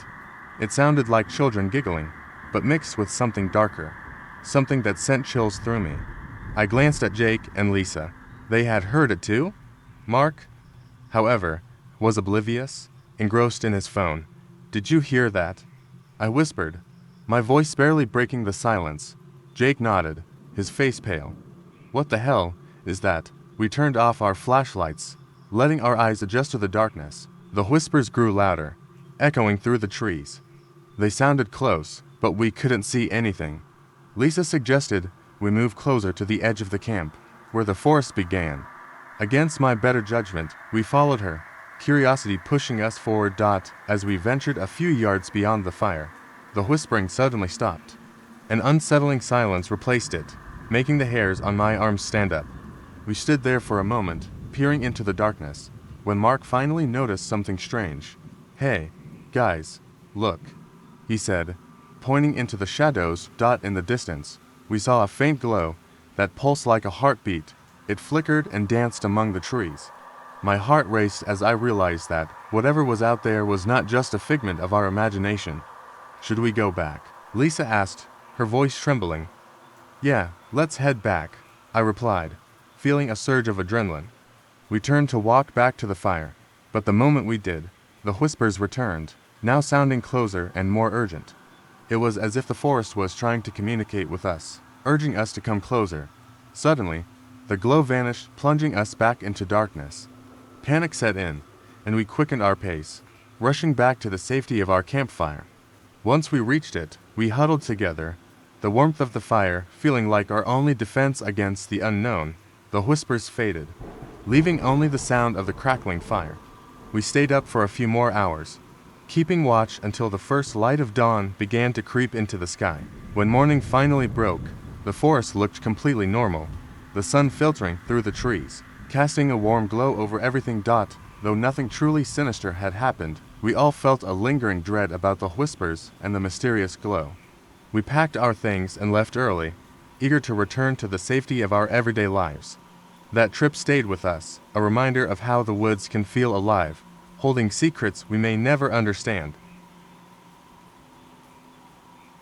I never expected my job as a park ranger to take such a terrifying turn. It was mid-autumn, and I was patrolling the deep woods that had grown dark and ominous with the season. The air was crisp, leaves crunched beneath my boots, and the sun began to dip below the horizon, casting eerie shadows among the trees. I was on my usual route, ensuring the trails were clear for any late-season campers. Around dusk, I received a call from a group of campers who reported strange noises near their campsite. They described it as a low growl mixed with something like human whispers. At first, I thought it might be a bear or perhaps the wind playing tricks on them, but their fear was palpable over the radio. I decided to head out and check on them. As I made my way through the thickening underbrush, I felt a prickling sensation on the back of my neck, as if someone was watching me. I dismissed it as nerves. After all, I had patrolled these woods countless times. I reached their campsite just as twilight faded into night. The fire was dying down, and the campers huddled around it, wide-eyed and trembling. They explained that the sounds had started shortly after sunset, echoing from the tree line. They insisted it felt like something was lurking just out of sight. I tried to calm them, suggesting it was probably just wildlife. But, as we sat around the fire, the noises began again, a low growl followed by the faintest of whispers that seemed to slither through the air. "Did you hear that?" One of the campers gasped. I nodded, my heart racing. This was more than just wildlife. I instructed everyone to stay close and keep the fire burning. As I scanned the perimeter of the clearing, the shadows began to twist and writhe in a way that made my skin crawl. Suddenly, a rustling sound came from the bushes to my left. I swung my flashlight toward it, and in the beam, I caught a glimpse of something pale and elongated, disappearing behind a tree. I blinked, convinced it was a trick of the light, but the campers had seen it too. "I don't like this," one of them said, his voice trembling. "We should leave," I agreed. It felt wrong to stay any longer. As we packed up, the whispers grew louder, swirling around us like a chilling wind. I kept the flashlight aimed into the dark as we walked, trying to ignore the sensations of dread gnawing at me. As we reached the trail, I heard the unmistakable sound of footsteps behind us. I turned, but nothing was there. I felt a surge of adrenaline. I quickened my pace, urging the campers to do the same. The whispers intensified, echoing our fears, the sound growing nearer. Just then, a loud crack echoed through the trees, and we all jumped. I turned around to face the noise. What I saw made my blood run cold. A figure stood a few yards away, its features distorted in the dim light. It had unnaturally long limbs, and its eyes glowed with an unsettling light. The whispers transformed into guttural sounds, incomprehensible but undeniably threatening. Instinct kicked in, and I shouted for everyone to run. We sprinted down the trail, hearts pounding in our chests, the sounds of our panicked breaths mixing with the monstrous growls behind us. We pushed through the thick underbrush, desperate to put distance between us and whatever was chasing us. Finally, after what felt like an eternity, we stumbled upon a clearing that opened up to the main road. We dashed across, collapsing in a heap on the other side. The woods loomed behind us, dark and silent. The terror suddenly stilled. As we caught our breath, I looked at the campers, trying to reassure them that we were safe now. But then, one of them pointed back toward the woods. My stomach dropped. Emerging from the tree line was not the figure we had encountered, but a group of people in costumes, their faces painted and eyes wide with laughter. It was a Halloween prank gone awry. They had been planning a haunted trail and didn't realize they had scared us off. The whispers we heard were merely their attempts to build suspense. The growls, just a well-placed speaker hidden in the bushes. I felt a mix of relief and annoyance wash over me. We were safe, but the realization left me feeling foolish. Yet even as they explained their prank, I couldn't shake the lingering feeling of dread. As I turned back toward the woods, the air felt different, heavier. I saw the shadows shift again, but this time I noticed something more unsettling. In the distance, not far from where the pranksters had emerged, the real figure stood, watching us with those glowing eyes. I prided myself on being familiar with every inch of the woods. It was early October when I was assigned to a remote camping area, known for its beautiful fall foliage. The leaves were bursting with color, and the air was crisp. I looked forward to a quiet night under the stars. I set up my tent near the edge of a clearing, a safe distance from the campsite where a family had pitched their tent. They were friendly, two parents with two kids, eager to explore the woods. As night fell, the crackling fire provided a warm glow. I exchanged stories with them while they roasted marshmallows. When the kids were finally asleep, I said goodnight and retreated to my tent, hoping for a peaceful evening. The tranquility of the woods quickly turned unsettling.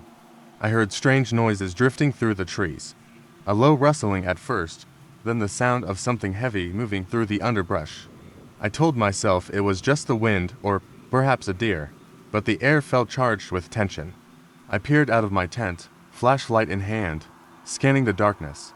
The trees loomed like sentinels, their branches twisting into grotesque shapes. A sudden snap of a branch jolted me upright. My heart raced. I was certain something was watching me. I crawled out of my tent, trying to quiet my breathing. Listening intently, that's when I heard it. A faint whimpering, almost childlike, coming from the direction of the family's tent. I called out to them, but there was no response. The whimpering grew louder, echoing through the trees. Compelled by a mix of concern and fear, I cautiously approached their tent.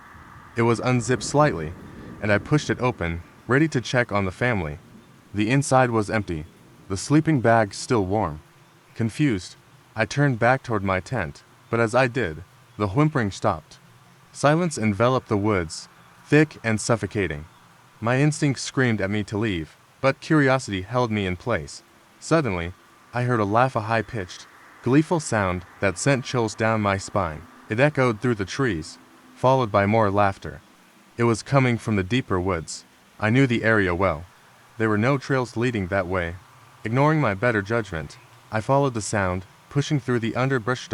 With each step, the laughter turned to taunts, mocking me. "Come play with us," they seemed to say. I stumbled, catching my foot on a root, and I fell hard onto the ground. As I got up, I heard footsteps behind me, soft but deliberate. My heart raced as I turned to face whatever was pursuing me. What I saw made my blood run cold. Standing there were two children, their clothes tattered and dirty, faces pale and expressionless. They stared at me with hollow eyes, not a hint of a smile. My breath caught in my throat. They didn't belong here. I felt a surge of panic, my instincts screaming at me to run. Just as I turned to flee, a figure darted past the trees, tall and dark, its form indistinguishable. I sprinted back toward the campsite, my heart pounding in my ears. Reaching my tent, I flung myself inside and zipped it up, my hands trembling. I fumbled for my radio, calling for backup. There was no response. I could only hear my own ragged breathing and the pounding of my heart. Just when I thought I was safe, I heard the soft laughter again, right outside my tent. "Come play with us," the voice sang, sweet yet sinister. I held my breath, clutching my flashlight, every fiber of my being urging me to stay quiet. The laughter stopped abruptly, replaced by the sound of something scraping against the tent. I braced myself for the worst. Suddenly, the tent shook violently. I gasped, and the laughter returned, louder and more manic. "We're here," it echoed. I squeezed my eyes shut, counting the seconds until morning, praying for dawn to break. When the sun finally rose, the light spilled into my tent, illuminating the scene outside. I unzipped the entrance slowly, half expecting the dark figure or the children to be waiting. Instead, I found the campsite abandoned.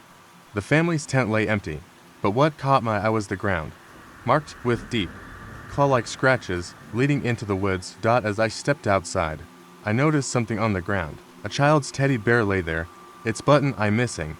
My heart sank. I turned to look back at the woods, now peaceful and serene, but I couldn't shake the feeling that something terrible had happened. I quickly packed my things, determined to report what I had encountered. As I made my way back to my truck, I glanced back one last time at the woods, and for a brief moment, I could have sworn I saw the shadows of two children peering out from the trees, their laughter echoing in the wind. We decided to go camping one late summer evening, a spontaneous trip to escape the city. It was just a couple of friends and me, eager to unwind under the stars. We arrived at a secluded area in the woods, far from the main trails, where the trees loomed tall and thick, creating a natural canopy. As night fell, we set up our tents and built a fire, the crackling warmth contrasting with the encroaching chill of the forest. After some time, as the stars began to flicker into view, we gathered around the fire, sharing stories and laughter. Yena suggested a nighttime hike to explore the area. Matt and Aaron agreed, their eyes glinting with the excitement of adventure. I hesitated but eventually joined, feeling the thrill of the unknown pulling me along. Equipped with flashlights, we wandered deeper into the woods. The darkness enveloped us, the only sounds being our footsteps crunching on the twigs and leaves. The light from our flashlights danced erratically among the trees, casting eerie shadows that seemed to flicker and dart away as we moved. It was all fun and games until we stumbled upon a small clearing. The moonlight spilled into the space, illuminating what looked like an old, decrepit campsite. The remnants of a fire pit sat overgrown with weeds, and the scattered remains of a few broken chairs were half buried in the earth. Suddenly, we heard a faint rustling sound coming from the trees at the edge of the clearing. We all froze, straining to listen. It was followed by a soft, rhythmic clanking, like chains being dragged across the ground. My heart raced as I turned to my friends, their expressions mirroring my own fear. It felt as if the forest itself held its breath. Without speaking, we edged closer together, our flashlights illuminating the surrounding trees. Then, through the shadows, we saw them, figures shrouded in darkness, their forms obscured by the underbrush. They wore ragged clothing and seemed to move in unison, stepping into the clearing like they were part of the very shadows themselves. Each figure carried a lantern, the flickering light revealing glimpses of gaunt faces hidden behind tattered masks. They appeared almost ghostly, chained together, their movements slow and deliberate.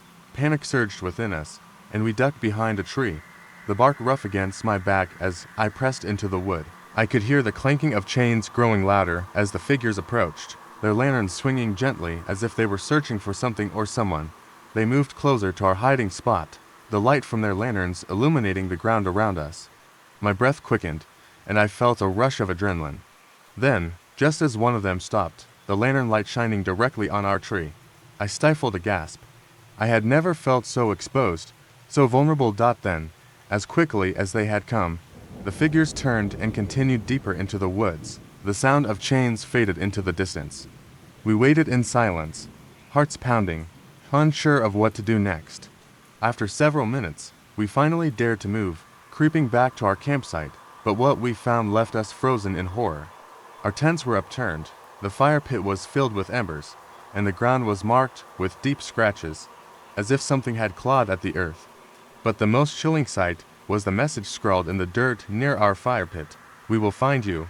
I felt my stomach drop as dread settled in. We scrambled to gather our things, adrenaline propelling us forward. The forest felt alive, the trees watching as we hurriedly packed.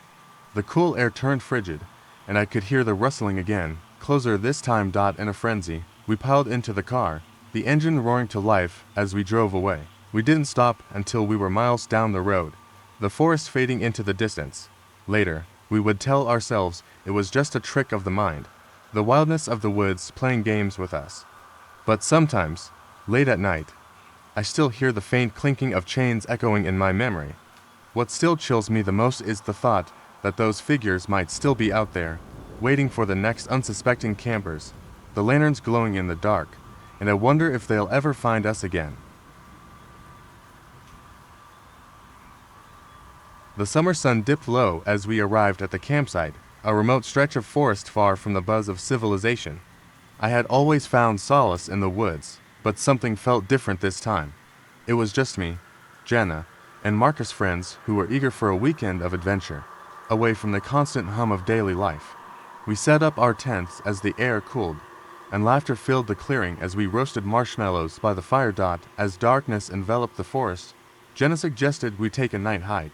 The idea sparked excitement, but I felt a twinge of hesitation. Still, the thrill of exploring the woods at night won out, and soon we were wandering deeper into the trees, flashlights cutting through the blackness. The forest was alive with sounds: crickets chirping, leaves rustling, the occasional hoot of an owl.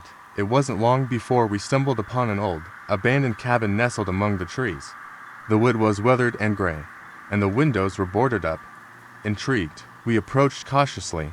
Marcus, ever the brave one, nudged the door, and to our surprise, it creaked open. A wave of unease washed over me, but my curiosity urged me forward. Inside, the air was thick with dust and the smell of decay. The floor creaked beneath our feet, and I felt a chill run down my spine. Jenna shone her flashlight around the room, illuminating faded photographs on the walls, images of families smiling, their eyes hauntingly empty. A sense of dread settled over me. I wanted to leave, but I stayed, captivated by the strange energy that enveloped the cabin. We explored for a while, but as the shadows grew longer, we decided to head back to camp. That's when we heard it. A low, guttural growl echoed from deep in the woods.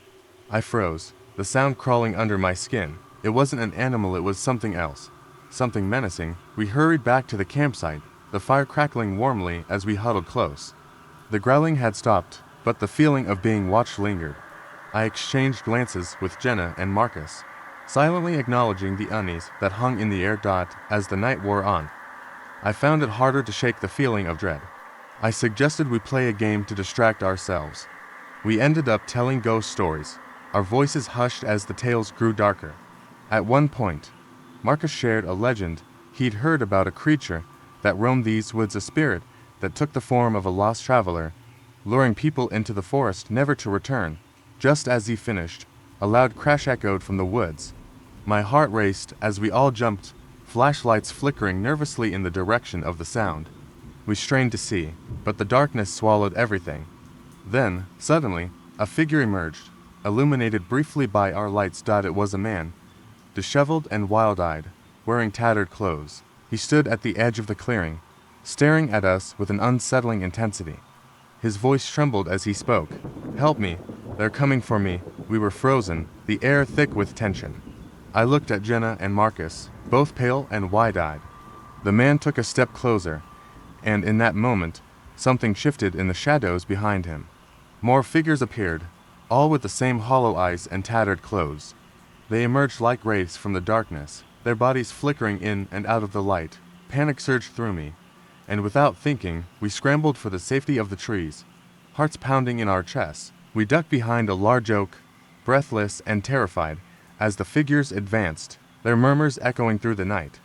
I could feel the weight of their gaze, chilling and predatory. Then, just as we thought it couldn't get any worse, I heard a voice whispering my name from the depths of the woods. It sounded just like Jenna. My stomach dropped. The growls returned, closer now, mingling with the whispers. Realizing we were being lured into the forest, I grabbed Jenna's arm and pulled her back. "We have to go," I shouted. We ran blindly, adrenaline fueling our escape, not stopping until we burst into the clearing where our campfire flickered in the darkness. We made it back to the tents, shaking and terrified, convinced we'd escaped whatever haunted those woods. As dawn broke, we packed our belongings in silence, the shadows of the night still looming large in our minds. Just before we left, I glanced back at the cabin. Its presence felt like a dark secret. There was a flash of movement in one of the windows, a face peering out, grinning wide. I blinked, and it was gone. We jumped into the car and drove away, vowing never to return, but the memories of that night would haunt us forever. Little did we know, we weren't the first to escape those woods, and we certainly wouldn't be the last. It was supposed to be a fun weekend getaway. My friends and I, Rachel, Tom, and Jake, had been planning our camping trip for weeks. We chose a remote site deep in the woods, far away from city lights and noise, promising ourselves a weekend of relaxation and adventure. The air was crisp when we arrived, the sun shining bright overhead as we set up our tents by a small, glimmering lake. As night fell, we gathered around the campfire, roasting marshmallows and sharing ghost stories. The flickering flames cast eerie shadows on the trees, creating an atmosphere that was both cozy and a little unnerving. After a while, Rachel suggested we play a game of truth or dare, which seemed harmless enough. We laughed, teased each other, and drank a few beers while the fire crackled. As the night wore on, a thick fog rolled in, blanketing the forest and muffling the sounds of the night. The laughter died down, and a strange quiet settled over us, broken only by the occasional snap of twigs in the distance. That's when I noticed the feeling of being watched. I brushed it off as paranoia, but I couldn't shake the sensation that something was lurking just beyond the reach of our firelight. Hey, did anyone else feel that? I asked, trying to lighten the mood. Jake laughed, but there was a nervous edge to it. Feel what? He said. The thrill of camping. Come on, we're fine. We decided to head to our tents for the night. But sleep didn't come easily. I lay in my sleeping bag, listening to the sounds of the forest, the rustle of leaves, the distant call of an owl. Suddenly, I heard something else, a faint whispering that seemed to float through the air. I sat up, straining to listen. The voices were indistinct, but they felt close, too close. I could feel my heart pounding in my chest. Rachel, I whispered, not wanting to alarm her. Do you hear that? She groaned and pulled the sleeping bag over her head. Hear what? Just go to sleep. But I couldn't. The whispers grew louder, more insistent, and I felt compelled to get out of my tent. I unzipped it quietly and stepped out, the cool air hitting my skin. The fog was thick, swirling around me, and the fire had died down to embers, casting dim, flickering shadows. I turned toward the woods where the whispers seemed to come from. The trees loomed tall and dark, their branches swaying gently.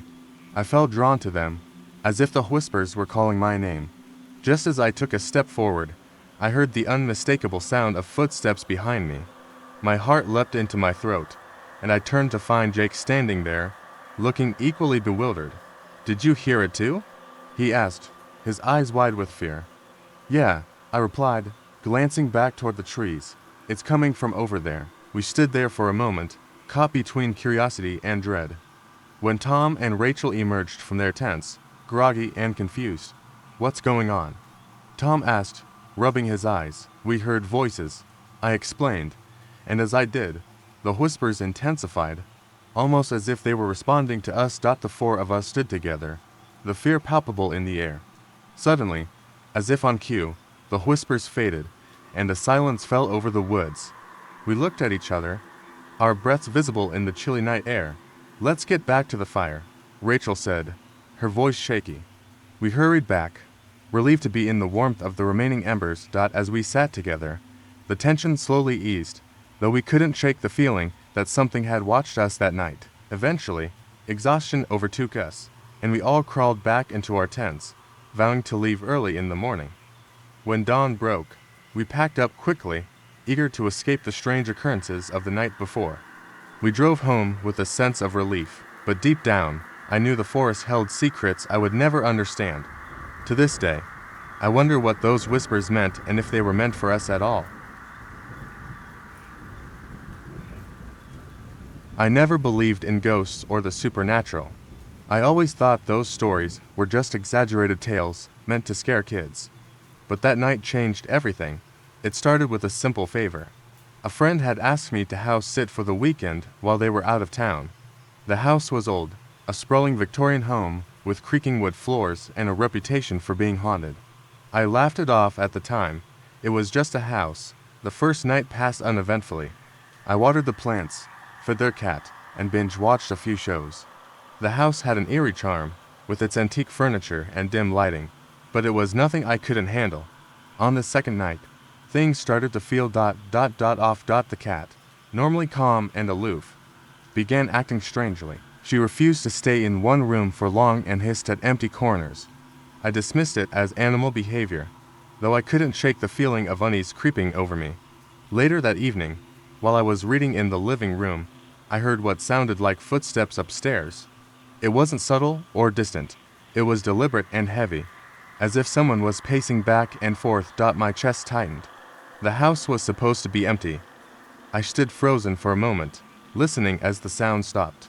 Summoning my courage, I grabbed a flashlight and headed toward the staircase. With each step up, the air grew colder. I tried to convince myself it was just an old house settling or my imagination running wild. The hallway upstairs was dim, the single light bulb flickering weakly. I walked toward the source of the sound, a guest room at the end of the hall. The door was slightly ajar, and as I approached, I felt a cold draft coming from inside. The room was empty, no intruders, no signs of anything out of place, yet the sense of being watched was overwhelming. I heard a third behind me, back toward the staircase. Whipping around, I shone my flashlight down the hall but saw nothing. My pulse was racing as I checked each room, finding nothing unusual. I finally decided I was overthinking it and went back downstairs, locking the bedroom doors behind me for good measure. That night, I struggled to sleep. The house was too quiet. Every creak of the floorboards made my nerves jump. At some point, I must have dozed off, but I woke up suddenly to the sound of whispering. It was faint, almost like a breeze, but unmistakably human. My heart pounded as I strained to hear the words. It seemed to be coming from the corner of the room near the window. I sat up, clutching the blanket, and turned on the lamp. The whispers stopped instantly. The room was still, but I could feel the hairs on my neck standing on end. I looked toward the window, and for the briefest moment, I thought I saw a figure standing outside. It wasn't clear, just the outline of something tall and motionless. I blinked, and it was gone. The next morning, I tried to rationalize what had happened. Maybe I was just overtired, or maybe it was the wind outside. Determined not to let fear get the better of me, I decided to check the entire property in daylight. Nothing seemed out of place until I opened the basement door. I had avoided the basement all weekend. Something about it felt wrong, like a part of the house that didn't belong, but now I felt compelled to go down there. As I descended the creaky steps, the musty smell grew stronger, and the light barely illuminated the space. It was cluttered with old furniture and boxes, but in the far corner, something caught my eye. A tall mirror stood there, covered in a heavy sheet. I approached it cautiously, unsure why I felt so drawn to it. Pulling the sheet away, I stared at my reflection. For a moment, everything seemed normal. Then, my reflection smiled at me. I didn't smile. I froze, watching as the image in the mirror tilted its head, studying me with a look of amusement. I stumbled back, my heart racing, and the reflection stepped forward, pressing its hands against the glass as if it were trying to come through. I ran up the stairs, slamming the door behind me.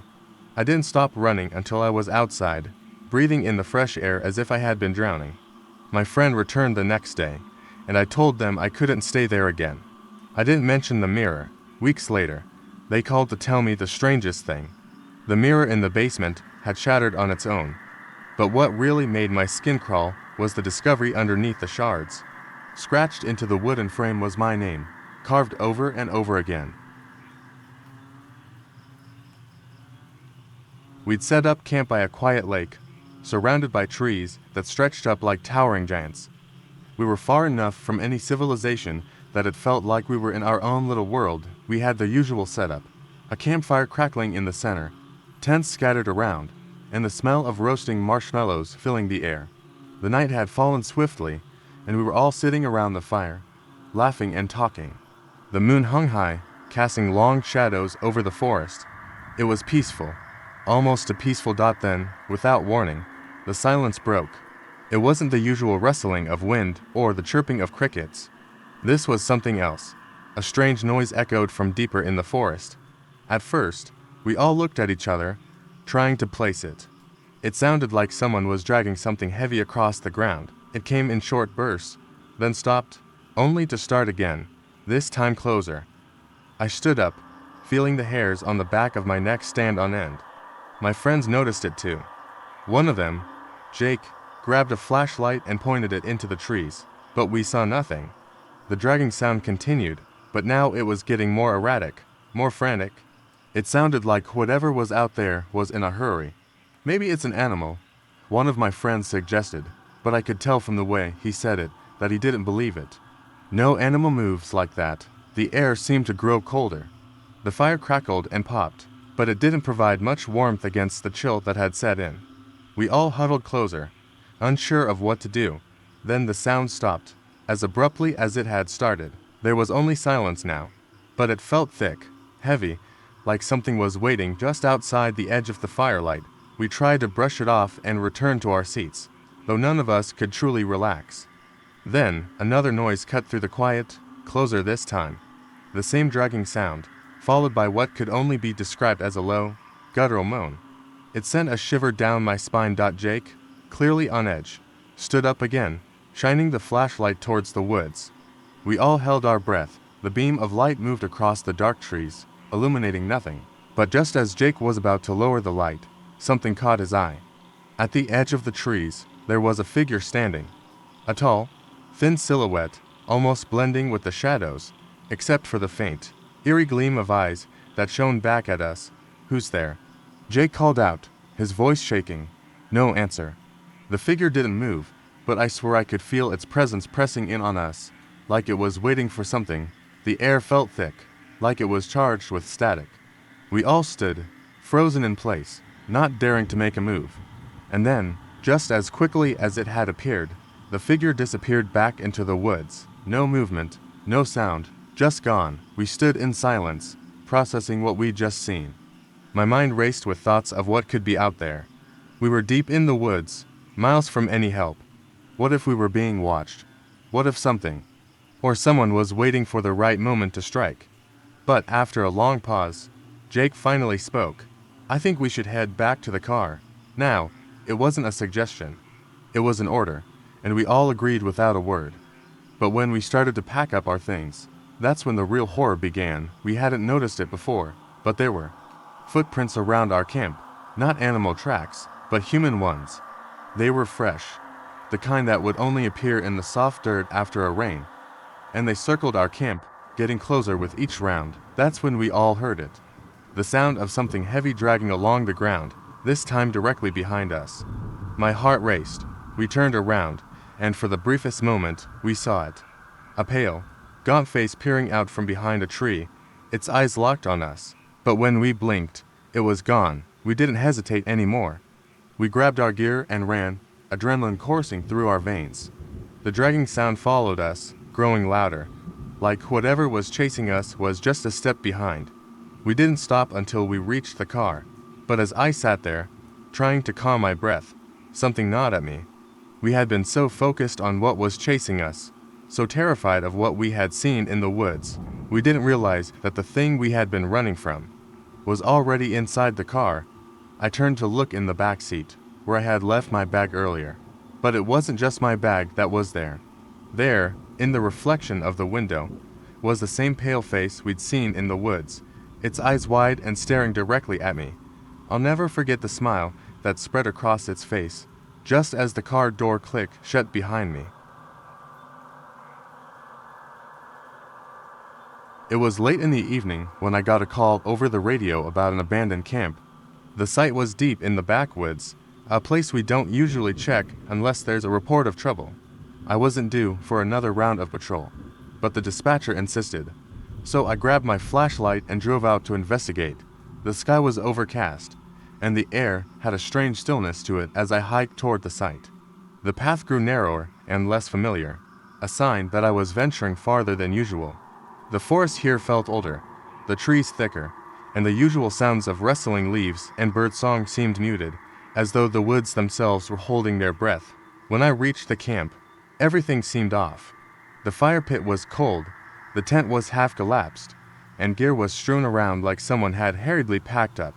I frowned, wondering why someone would leave in such a rush. My job was to make sure everyone was safe. So I called out to see if anyone was nearby. No answer. I walked around the campsite, checking for signs of anyone nearby. But there was nothing, no footprints, no sign of struggle, just a profound, unnerving quiet. Then, as I was about to head back, I saw something that made my stomach drop. Near the edge of the campsite, there was a large tree with strange markings on it, jagged lines carved into the bark as though something had scratched it with force. Curious and uneasy, I approached. The marks were deep, unnaturally so, and they appeared to form patterns strange, almost symbol-like patterns I couldn't quite make sense of. The hairs on the back of my neck stood up as I studied them, and a sudden coldness swept over me. That's when I heard it, a low, distant hum. It wasn't a sound I'd ever heard in the forest before. The air seemed to vibrate with it. It wasn't an animal. It wasn't the wind. It felt like it was coming from the ground itself. My flashlight flickered, then went out completely. I cursed under my breath, smacking the flashlight against my hand to get it working again. As I fiddled with it, trying to get the beam back, the humming grew louder, more intense. My heart raced. I had to leave, but something kept me rooted to the spot. A feeling, a sense of being watched. Then, the humming stopped abruptly. I froze, holding my breath. That's when I heard the footsteps, not normal footsteps, to slow, deliberate, crunching leaves and twigs, moving in my direction. My pulse thundered in my ears. I slowly turned, eyes darting into the darkened trees, searching for the source. I couldn't see anything, but I felt something. The air was thicker now, heavier. I took a step back, my instincts screaming that I was not alone. Then, as if from nowhere, a loud, jarring crash sounded behind me. I spun around, flashlight finally flicking back to life. The beam caught a figure standing at the tree line, just at the edge of the clearing. My blood ran cold. It was a person or something resembling one. Tall, thin, unnaturally so, and its body was covered in dirt and leaves, like it had been hiding in the forest for who knows how long. Its face was pale, almost sickly, and its eyes, I'll never forget its eyes. Black, empty, like voids, no soul behind them. The thing stood still, watching me, as the air hummed again, just beneath the surface. I took a step backward, my hand shaking as I reached for my radio. My voice trembled when I called in, trying to keep calm. I didn't want to take my eyes off the figure. Then, just as suddenly as it had appeared, the figure turned and vanished into the woods. I stood there for what felt like forever, heart hammering in my chest. When I finally gathered the courage to move, I couldn't get out of that campsite fast enough. I radioed back to headquarters, telling them what happened, but they couldn't find any record of any hikers or campers in the area that night. Nothing. I reported the strange carvings on the tree, but no one seemed to take it seriously. The next day, I went back to check, hoping I had imagined it. But when I arrived, the markings on the tree were gone, completely vanished. It's been months since that night, and I still can't shake the feeling that something is out there in the woods, something that's been waiting for the right moment to show itself. But the worst part, I didn't realize it until weeks later, when I was reviewing the radio transmission from that night. Right at the moment I called for backup, there was a strange, static-filled voice in the background of the recording. It said only one thing: don't leave. It was supposed to be a weekend getaway, a break from the grind. My friends and I rented a secluded cabin in the woods, far from civilization, expecting nothing more than fresh air and quiet nights. What we got was far from peaceful. We arrived late in the afternoon. The sun was already dipping behind the trees when we unloaded our gear. The cabin looked like something out of a horror movie, old, with peeling paint and a crooked porch. But it was spacious and isolated, and we were eager to escape our hectic lives. The first night was uneventful. We cooked, laughed, and played games around the fire pit. The woods were quiet, almost quiet. A strange kind of stillness hung in the air, but I thought nothing of it. It was just the isolation. Around midnight, we decided to head inside. I was in the bedroom on the second floor, alone. The others had their own rooms, and I preferred the privacy. I could hear them talking downstairs, but their voices were soon drowned out by the sound of the wind rustling through the trees outside. I was drifting off to sleep when I heard a faint scratching noise. It was soft at first, almost like a branch tapping against the window. But it didn't stop. It grew louder, more rhythmic, like something or someone was scraping at the wall outside. I tried to ignore it, convincing myself it was just the wind or an animal. But the sound didn't stop. It seemed deliberate, as if it were trying to get my attention. The hairs on the back of my neck stood up. I sat up in bed, listening. It was closer now, right outside the window. A loud thud made me jump. Then came a voice, soft, almost a whisper, but unmistakable. Let me in. I froze. The voice wasn't clear, but it was close. Too close. I rushed to the window, my heart pounding, and pressed my face to the glass. The night was pitch black, no moon, no stars. I saw nothing, only shadows and trees. But the voice came again, clearer this time. Let me in. I backed away from the window, terrified. My mind raced, trying to figure out what was happening. I was alone upstairs, and the rest of my friends were downstairs, too far away to hear anything. What if it was someone playing a prank? But the voice sounded wrong, too low, too guttural. I grabbed my phone to call one of my friends, but I had no signal. Panic crept in as the voice came again, this time with a low, scraping laugh. I was paralyzed with fear. Should I check outside? Should I wake everyone up? I stayed still, straining to hear any sound, but everything fell silent. No wind, no scratching, nothing. I waited in the dark, my ears ringing with the silence. But after what felt like an eternity, the voice came once more, only this time, it wasn't outside. It was inside the room. I heard a faint rustling behind me, and I spun around to face the door. The door was slightly ajar, as I had left it when I went to bed. But now, the space between the door and the frame was too wide, like something was pushing it open from the other side.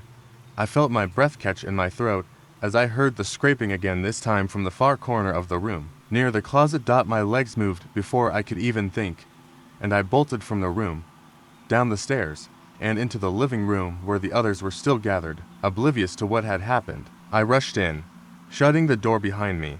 I couldn't speak at first, just gasping for air. "What's wrong?" Mark asked, looking at me with concern. I had heard something. Someone outside the window, then inside. I stammered. I could see that my face was pale, and I knew I was shaking. "Are you sure?" Sarah asked skeptically. "You probably just heard an animal. You're freaking out," but I wasn't so sure. Something wasn't right, and I couldn't shake the feeling that we weren't alone. We all stayed up for the rest of the night, but nothing else happened. The wind had died down, and the air felt thick, oppressive, like the cabin was holding its breath. By morning, I convinced myself it was all my imagination. That morning, as we prepared to leave, I noticed something strange. There were long, scratch-like marks on the windowsill. I bent down to look closer, and to my horror, I saw that the marks weren't made by any animal. They were human-shaped, like fingers dragging down the wood. The others didn't notice, and I didn't want to scare them, so I didn't say anything. But as we walked out, I saw the final detail, a handprint pressed against the glass from the outside, smeared with something dark. We left the cabin quickly, and I didn't look back.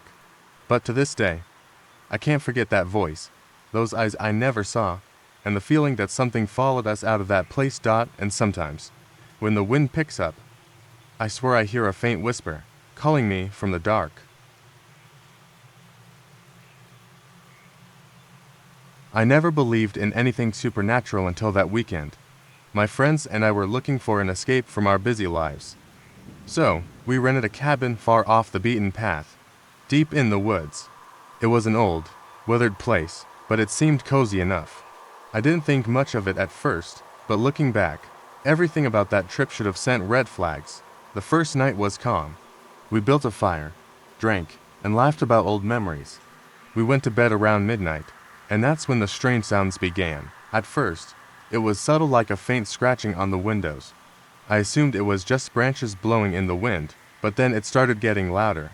The scraping, almost rhythmic, went on for hours, and no matter how much I tried to ignore it, I couldn't shake the feeling that something was outside. Something was waiting. By 3 a.m., the sounds became more distinct, a soft thud, then another. I got up to check, but when I peeked outside, the woods were eerily still. No wind, no rustling leaves. I shrugged it off and went back to bed, but I couldn't sleep. The air was too thick, too oppressive. Suddenly, I heard it. A tap, a soft, deliberate knock on my window. My heart leapt into my throat. I slowly crept to the window, but I couldn't see anything. No movement, no figure, just the darkness outside. I pulled away from the window, but the knocking came again, louder this time, like something was trying to get my attention. The hair on the back of my neck stood up. I stayed frozen in place, unable to move.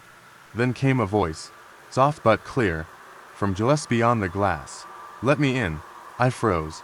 It wasn't one of my friends. It was a whisper, low and raspy. It repeated, "Let me in." I didn't know what to do. I couldn't just open the window. I backed away slowly, my breath shaky, and tried to wake my friends. But when I went into the next room, they were all sound asleep, oblivious to the growing tension in the air. I couldn't sleep at all that night. The tapping continued, now moving from window to window, as though something was circling the cabin. I could hear footsteps on the porch, light but deliberate, stopping only to knock again. Each knock felt like a hammer against my chest. Something or someone was out there. When morning came, I didn't tell anyone about the night's events. I didn't want to sound crazy. But when we all gathered in the living room for breakfast, one of my friends, Emily, spoke up. "I heard something last night," she said, her voice shaky. I thought I was imagining it, but I swore I heard knocking. It sounded like it was coming from my window. The others shared similar experiences, tapping, pacing outside, and even a voice. I felt a chill run down my spine. It wasn't just me. It wasn't just the wind or animals. Something had been outside, watching us. We decided to check the area around the cabin to calm our nerves. We walked around the perimeter, our footsteps crunching on the dry leaves. When we reached the back of the cabin, I noticed something strange. Fresh footprints in the dirt, leading toward the woods. They were large, deeper than any human footprints, and they circled the cabin in a way that made my stomach turn. They didn't look natural. "We need to leave," I said. My voice cracked. None of us felt safe anymore. We packed up quickly, eager to leave the woods behind. But just as we were about to drive off, I glanced back at the cabin. Standing in the doorway, illuminated by the dying light of the day, was a figure, a shadow, tall, unmoving, just standing there, watching us. I gasped, but when I blinked, it was gone. The doorway was empty.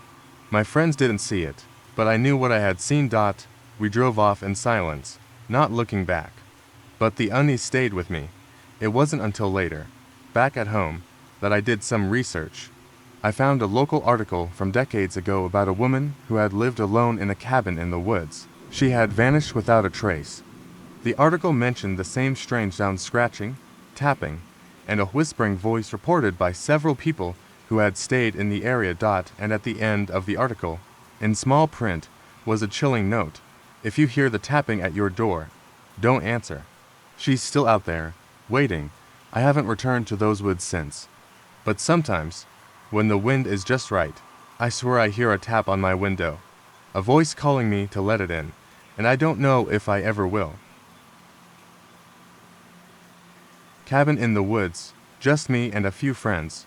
No distractions, no work, just nature. We had rented the place online, a secluded spot far from civilization. None of us were particularly into ghost stories. So when we arrived and saw how isolated the cabin was, it felt more peaceful than eerie. The cabin itself was charming, if a bit old. The walls creaked in places, but we didn't think much of it. The first night, after a few drinks and some laughter, we headed to bed, but sleep didn't come easily for me. The room was unnervingly quiet, except for the occasional gust of wind howling outside, and then scratch a faint noise from the other side of the cabin. I chalked it up to the wind or maybe an animal outside. But when the scratching sound continued, it became harder to ignore. It wasn't just random noise, it was deliberate. Like something or someone was trying to get inside. I waited for my friends to make a joke about it. When no one did, I decided to get up and check. I crept down the hallway toward the front door, peering through the window at the darkness outside. Nothing. No movement, just trees swaying under the moonlight. I sighed in relief and turned to head back to my room. That's when I heard a soft, desperate knock on the door. Knock. Knock. It wasn't loud, but it was distinct. I froze. Who would be knocking at this hour, especially in such a remote place? I moved slowly back toward the door, my heart pounding in my chest. I didn't open it. I couldn't. I stood there, straining my ears for any sounds. There was nothing, no footsteps, no voices, just silence. I finally returned to my room, trying to ignore the nagging feeling in the pit of my stomach. I locked the door behind me, pulled the blanket over my head, and tried to sleep. The next morning, I mentioned it to my friends, hoping they would laugh it off. But no one did. Instead, Sarah, One of the girls with us said she heard something too. She described the same scratching sound I'd heard, but from the window. She had thought it was an animal at first, but the knocking she couldn't explain. We spent the day hiking through the woods, trying to clear our heads. It felt like the cabin was miles away from any other human being. Still, I couldn't shake the feeling that we weren't alone, that something was watching us. That night, after dinner, we were all sitting around the fireplace, and the conversation turned toward local legends. Apparently, the area was known for being haunted, or so the locals claimed. One of my friends, Jake, started telling a story about a woman who had gone missing years ago, her last known location being just a few miles from the cabin. He described how people said they could hear her crying at night. I laughed it off. Ghost stories didn't scare me. Later that night, when we were all in our rooms, I heard the sound again, the unmistakable scratch on the wood. And then, once again, the knock. But this time, it wasn't on the door. It was on my window. I rushed to the window and pulled the curtain back, heart racing. Nothing, but the feeling of being watched was overwhelming. I closed the curtains quickly, then heard it again. A whisper, faint but clear. Let me in. I wanted to scream, but I couldn't. My body was frozen in place. I glanced toward the door. Still locked. My room felt suffocating. The knock came again. Bang. Louder this time. It was coming from the front door. I couldn't take it anymore. I ran out of my room, down the hall to the living room, and yanked open the door. Nothing. No one was outside. Just the pitch-black darkness of the woods. My breath was coming in sharp gasps as I stood there, staring out into the void. I closed the door, leaning against it, trying to calm myself. And then, in the faint light of the hallway, I saw something that made my blood run cold. The doorknob was wet. A trail of dark smudges marked the wooden floor, leading from the door to the window of the living room. I followed the trail, every step feeling like it was pulling me into some kind of nightmare. I reached the window. There, smeared against the glass, was a handprint, and it wasn't small. It was large for a person. I backed away in terror, stumbling toward the door, but when I looked out into the woods again, I saw something. A figure, standing in the distance, just outside the boundary of the trees. It was watching us. It was always watching. I slammed the door shut and rushed to wake the others. But when I turned to tell them, they were all standing in the hallway, staring at me in silence. Their faces were pale, eyes wide with fear. It wasn't until I looked down that I realized the handprint wasn't on the window. It was on the back of my hand, and it was still wet. We packed up and left at once, leaving the cabin behind. But every time I close my eyes, I still see that figure in the distance. And the worst part, I know it followed us. We never should have left. I never thought a simple apartment would be the place where I'd experience something so terrifying. It started out like any other routine, working long hours, barely having enough time to eat, and coming back to my cramped, inexpensive apartment late at night. The building I lived in wasn't great, but it was cheap. And it was close to my job. It was an old place, with narrow hallways and flickering lights that made me feel like I was in a horror movie. Most of the tenants were quiet, reclusive types, people who just wanted to live in peace without much hassle. One evening, I returned from work and noticed something off. The door to my apartment was slightly ajar, not wide open, just a crack, as if someone had left in a hurry or forgotten to fully close it. I don't know why I didn't think twice about it. Maybe I was just exhausted. But as soon as I stepped inside, I felt that unease creeping in. The air felt thick, heavier than usual, like it wasn't circulating properly. I closed the door behind me and tossed my keys onto the kitchen counter. The apartment was quiet, too quiet. Everything seemed in its place, no signs of a break-in, no obvious disturbances. Still, I couldn't shake the feeling that something was off. It wasn't until I went to the bathroom that I found it. The mirror. It wasn't cracked, but it was smeared. I could see fingerprints along the edges, almost like someone had pressed their hands against it and slowly moved them around, leaving greasy streaks. I didn't know how I didn't notice it earlier. I had been in the bathroom just that morning. I wiped the mirror clean, but the feeling of being watched lingered. That night, as I tried to sleep, I kept hearing faint noises, scraping sounds, like nails dragging against the floor. They weren't constant, but every now and then, I'd hear them from somewhere outside my bedroom door. I told myself it was just the building settling, an old structure making strange noises, but then I heard something else. A whisper, just outside my door. It was a voice, soft and almost melodic, but it made my blood run cold. I couldn't make out the words, but it wasn't my imagination. It was clear, too real to ignore. The whispering continued, a low hum that seemed to get closer with every passing minute. My heart pounded in my chest. I held my breath, wondering if someone had broken in. But, if they had, why didn't they make a sound when they came in? I crept to the door, my hand shaking as I reached for the doorknob. I stood still for a moment, waiting for any sound. The whispering stopped, and I thought I'd imagined it. But when I opened the door, the hallway was empty. The hairs on the back of my neck stood up. I stepped out into the hallway and looked around. Nothing. It was just the usual dim lighting and the closed doors of other apartments. But the air felt wrong, colder than usual. As I walked back to my apartment, I glanced toward the elevator. It was an old, creaky thing, but it was never in use at night. Except tonight, it was moving, slowly, the lights flickering as it descended. I froze. The elevator doors opened, and no one was inside. I didn't waste another second. I rushed back into my apartment, locking the door behind me. My heart was racing. I couldn't explain it. I felt like I was losing control of everything, my thoughts, my senses. I couldn't shake the feeling that something had been watching me for days. Something I couldn't see, but could definitely feel. The next morning, I went to the landlord's office to ask about the strange events. She was an elderly woman who had lived in the building for years.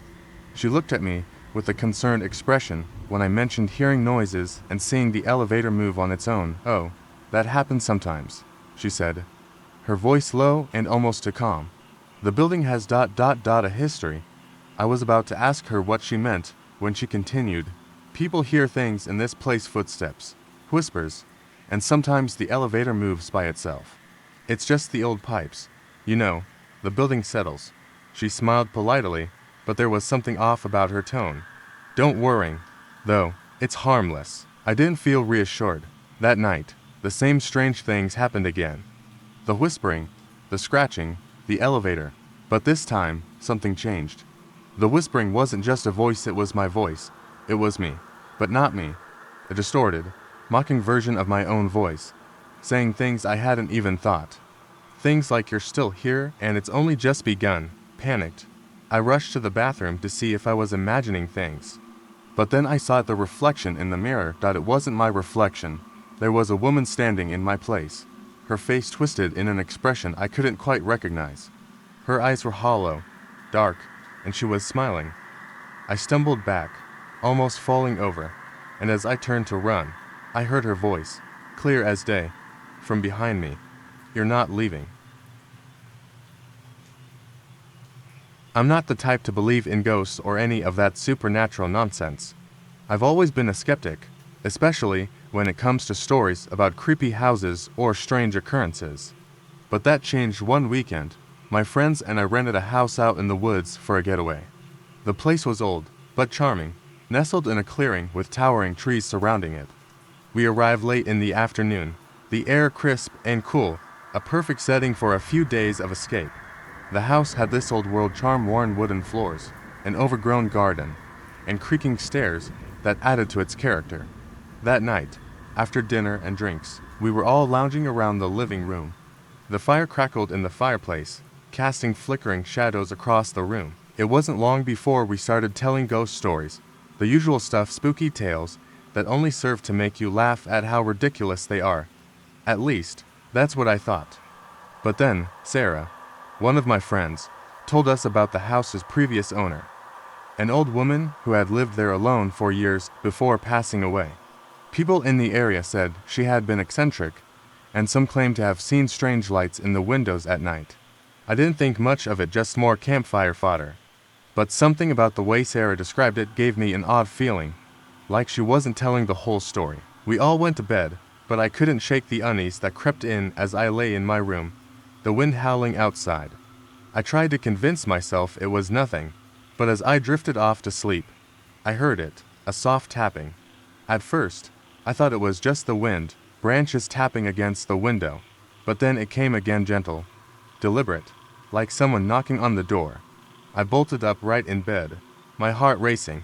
The tapping continued, slowly, methodically.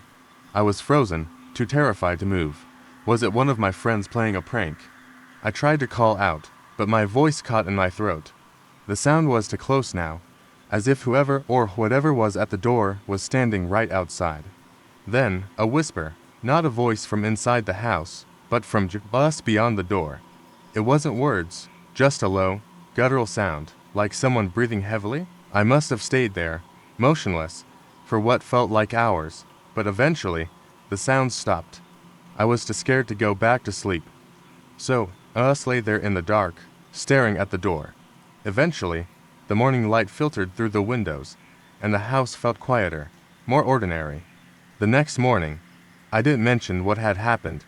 I assumed it was just my imagination. Maybe the wind had been stronger than I thought. But, as we were having breakfast, Sarah mentioned something odd. She said she had heard someone walking around outside her window in the middle of the night. I didn't say anything at first, but the others began sharing similar stories. Mark had heard a knock on his door. Emily had heard what sounded like footsteps on the stairs. We all chalked it up to nerves or old house creaks. But deep down, we all felt something wasn't quite right. That afternoon, we decided to go hiking through the woods, trying to shake off the unsettling feeling. We stayed out for hours, but when we returned to the house, the mood had shifted. The air felt thicker, and the house felt colder, though the fire was still burning in the hearth. It wasn't until later, that evening, that we finally saw something that didn't make sense. The front door, which we had all double-checked before leaving, was wide open. None of us had opened it. We stood there, staring at the door, unsure what to do. Mark walked over to close it, and that's when we all saw it. At the foot of the door, barely visible in the dim light, was a single, muddy footprint. It was large, as if someone had been standing there, right outside. But no one had been outside the house when we were gone. The tension in the room was unbearable. We all stayed close together after that, too afraid to be alone. We heard no more tapping or whispers, but the air remained thick, oppressive. It was as if something or someone was watching us, waiting for the right moment. That night, after we had all retreated to our rooms, I heard it again. A knock, soft at first, then louder, more insistent. But this time, I wasn't alone. I heard it from the other rooms too. We all got up, too scared to sleep, and met in the hallway. We walked down the stairs together, our flashlights shaking in our hands. The knocking stopped when we reached the door. We all stood there, eyes wide, too scared to move. Then, slowly, the door creaked open on its own. I'll never forget the feeling of cold air rushing past us as we stared into the dark night beyond. And then, as if in response to our shock, we heard it a laugh, high-pitched and unsettling, echoing from the trees outside. It was the old woman's laugh. But no one was there, nothing was there. We left the house the next morning, never looking back. It was a regular Tuesday when I walked into the office building, just like any other day. The usual hum of fluorescent lights, the sound of people on phones, and the murmur of keyboards filled the air. But there was something different that day, something I couldn't quite put my finger on. The air felt thicker, heavier, almost as if the building was holding its breath. I work in a corporate office on the 14th floor of a 30-story building. My team occupies the west wing, farthest from the elevator, at the end of a long corridor. That day, when I walked to my desk, I noticed something odd, a stack of papers on my chair. I hadn't left any papers there the day before, and when I checked the stack, I saw it wasn't mine. It wasn't from anyone on my team either. At first, I assumed someone must have left it there by mistake. But when I picked it up, I felt the distinct sensation of being watched. I looked around the office. Everyone was at their desks, working as usual. Nothing seemed out of the ordinary. I shrugged it off and put the stack on my desk. As the day went on, I couldn't shake the feeling of unease. The lights seemed to flicker a little more than usual. The hum of the building had a different quality to it, almost like a low growl vibrating in the walls. I was distracted, but I kept working, pushing the feeling aside. Then came the first incident. It was mid-afternoon when I went to the restroom on the 13th floor. I took the elevator down and walked through the hall. The lights in the corridor were dimmer than usual, and I noticed a strange silence, as though the building itself was holding its breath. I was alone in the hallway, but when I reached the restroom, the door swung open on its own.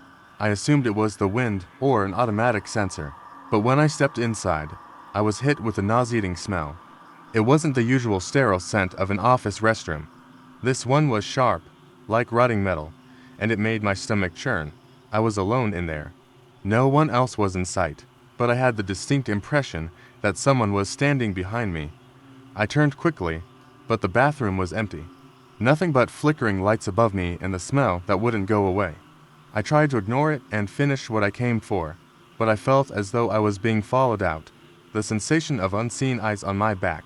That night, after work, I stayed later than usual. I had a big project deadline coming up, and I was determined to finish.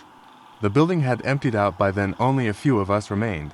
As I worked, I noticed the temperature in the office was dropping. It felt like the air conditioning had gone on overdrive. My fingers were stiff, and I had to wrap my jacket around me. Around 9 p.m., I finally called it a day. I packed my things and walked toward the elevator. The hallway was eerily quiet, and when I stepped into the elevator, I heard the sound of a door closing behind me. I turned, but there was no one there. The elevator moved down slowly, and I pressed the button for the ground floor. The elevator stopped abruptly between floors, and the lights flickered. I stood there, confused, until I heard something I will never forget, a knock. It came from somewhere behind me in the darkness. 3 distinct knocks on the metal walls. My heart pounded in my chest. I pressed the emergency button, but no one responded. The elevator continued to hum, vibrating ever so slightly. I could still hear the knocking, but now it wasn't just behind me. It was all around me, coming from the walls, from the ceiling, from the floor. Then, I felt a cold breath on my neck. It wasn't the air conditioning. This was something else. My body tensed as I turned, half expecting to see someone standing there, but there was nothing. Just the dim light reflecting off the metal walls. The elevator jolted back to life and moved down. When the doors opened on the ground floor, I didn't look back. I rushed out of the building, barely glancing at the lobby. I've never been able to shake that feeling. Something was in there with me. The next morning, I went in early, determined to forget what had happened. I even made a point to take the stairs instead of the elevator. As I walked to my desk, I froze. There, sitting on my chair, was the same stack of papers from the day before, but this time there was a note on top. You'll never leave. I've been in that office every day since, but the unease never leaves. The air is always thick, always heavy, and the knocks still echo sometimes, though I can never find the source. I don't know what it is, who it is, but I know one thing for sure. I'm not alone, and I don't think I ever will be again. It started as an innocent idea. My friends and I were looking for something to do one evening, and when Mark suggested we explore the abandoned amusement park just outside of town, it seemed like the perfect adventure. We were young, reckless, and eager for a thrill, unaware that the park had a reputation. The sun was just beginning to set as we approached the rusted gates, which hung crooked and creaked in the wind. The faded, peeling sign read Wonderland of Wonders in letters that had almost been swallowed by time. We stepped inside, the air thick with the scent of metal and the faint, sharp tang of rust. The place was silent except for the soft rustle of leaves and the distant screech of a crow. We walked past the ticket booth, its glass pane shattered and dark, and made our way to the old Ferris wheel. It loomed above us, a skeletal giant. The paint was chipped and flaking, and the seats were bent and warped, some hanging at odd angles. We dared each other to climb up into the rusted cars and take photos. I pulled out my phone and snapped a picture as Sam posed dramatically, making a face. That's when we heard it, a soft, rhythmic tapping, like a stick tapping on metal. At first, I thought it was just a rodent, but then it came again, closer this time. I glanced at Mark, who was staring at the carousel. The horses were frozen mid-gallop, their eyes wide and hollow, as if they had seen something that terrified them. Did you hear that? Mark whispered. Yeah, I replied, my voice barely above a breath. We all exchanged uneasy glances, the jovial air now replaced with tension. We started walking toward the carousel, when the tapping sound came again, this time from behind us. I turned quickly, heart racing, but the place was empty. Just the broken down rides, the scattered debris, and the wind that seemed to have picked up speed. Maybe we should leave, I suggested, glancing nervously at the way we had come. No, let's check out the fun house, Sam said, his voice cracking. He tried to sound brave, but it came out hollow. We hesitated, but curiosity won out, and we made our way toward the warped fun house at the center of the park. The entrance was a gaping mouth, the teeth jagged and chipped. The darkness inside seemed to beckon us. We stepped inside, and the air grew colder, the smell of damp and decay stronger. The floor creaked as we moved through, and suddenly the sound started up again, tapping, like fingernails on glass. I shivered, but before I could say anything, Sam screamed. We rushed to him, finding him backed up against a mirror, staring at his reflection. But it wasn't just his reflection, it was a face, pale and wide-eyed, staring back at him with a grin that stretched impossibly wide.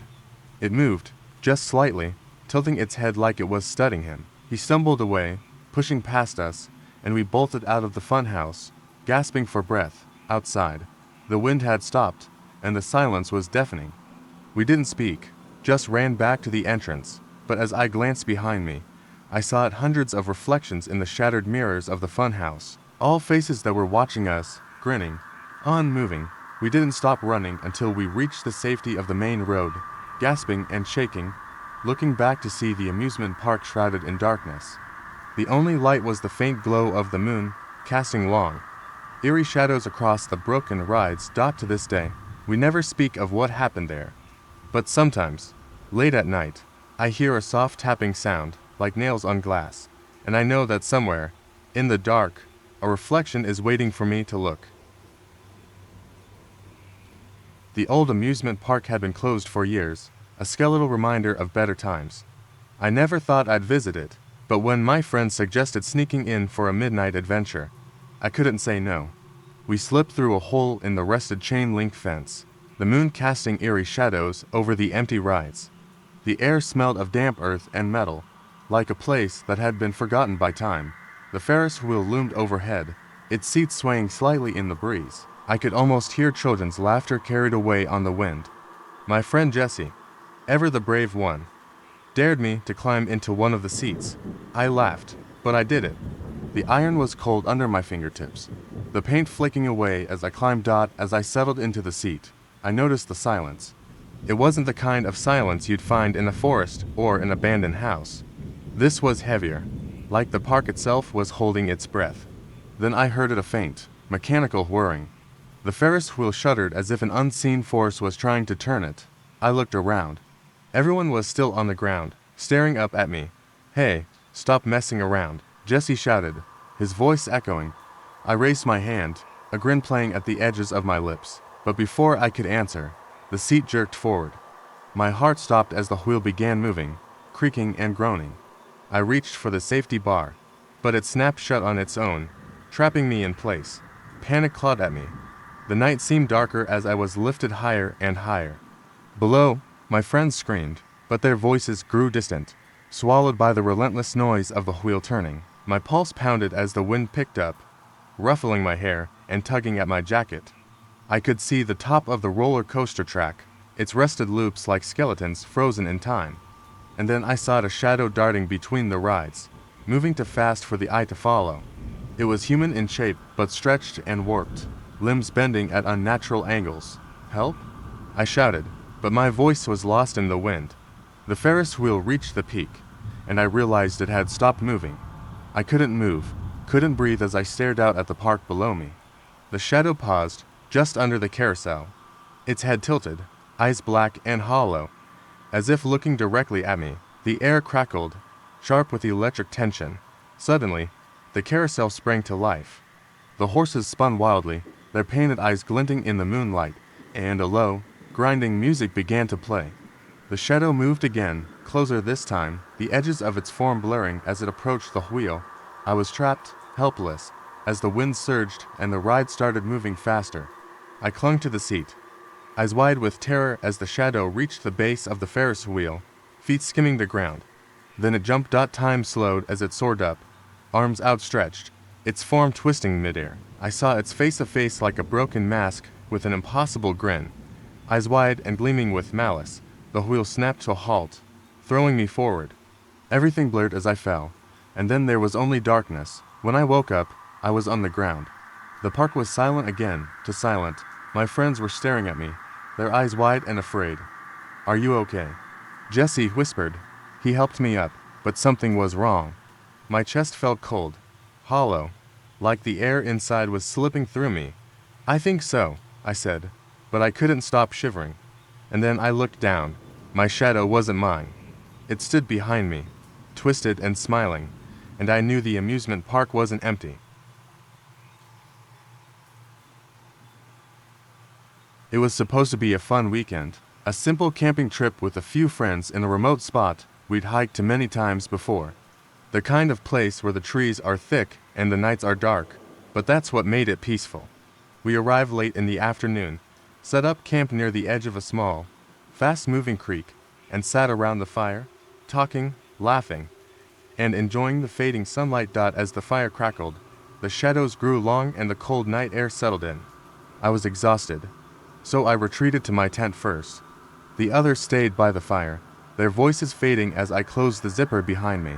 I could hear the creek rushing, the wind through the trees, and the occasional pop of the fire. I was just starting to drift off when a sudden thud against my tent made me sit up straight. My heart hammered in my chest as I listened. At first, I thought it was just an animal, maybe a raccoon or a deer, brushing against the fabric. But the sound came again, closer this time, and then a scraping noise, like something dragging along the ground. I held my breath, hoping it was nothing. But when the sound came a third time, I couldn't ignore it anymore. Slowly, I unzipped the flap just enough to peek outside. The campfire was still burning, but my friends were no longer sitting around it. I couldn't see anyone, but the fire was still there, crackling merrily. I called out to them, my voice a little shaky. No answer. My pulse quickened, and a cold chill ran through me. Something was wrong. I crawled out of the tent, trying to stay as quiet as possible. The night was so still now, no sounds of the wind, no movement from the forest. I looked around the campsite, but there was no sign of anyone. The fire burned low, casting long, twisted shadows across the ground. The woods seemed silent, as if the entire forest was holding its breath. Then I heard it again. A low, dragging sound, coming from the edge of the trees. I froze. This time, it wasn't the wind or an animal. It was deliberate, slow, almost methodical. I grabbed my flashlight and shined it in the direction of the sound. The beam cut through the dark, and for a split second, I thought I saw something moving in the shadows, tall, thin, and unnaturally bent. I blinked and it was gone. I swallowed hard, my hands shaking. I backed toward the fire, my heart in my throat. The dragging sound continued, getting closer. And then, as if to taunt me, I heard a voice, soft, almost whispering, but unmistakable, come closer. The voice was unmistakably one of my friends, but it was wrong, distorted, like it was coming from a distance or through a thick fog. My instincts screamed at me to run, but I couldn't leave without finding them. I crept toward the trees, my breath coming in short gasps, the dragging sound getting louder. I stepped carefully, trying not to make a sound. I stopped just at the edge of the forest, peering into the dark. The light from the fire barely reached this far. Then I saw something that made my stomach drop. My friend's backpack, lying on the ground, half buried under fallen leaves. Suddenly, a figure stepped out of the shadows. It was tall and hunched, its face pale, eyes wide and gleaming. I gasped, dropping the flashlight, the beam illuminating the figure for just a moment before it hit the ground. The figure tilted its head at me, and I could see that it was wearing one of my friend's jackets, but the face wasn't my friend's face. It was wrong. "Where are they?" I shouted, backing away. The figure made no move toward me, just stood there staring, its mouth twitching in what looked like a grin. I turned and bolted back to the fire, feeling the eerie sensation of being followed. When I reached the camp, I stopped dead in my tracks. My friends were sitting around the fire again, just as I had left them, but there was something off about them. They weren't moving, they weren't talking. Their eyes were open, but vacant, lifeless. I took a shaky step toward them, and that's when I realized none of them were breathing.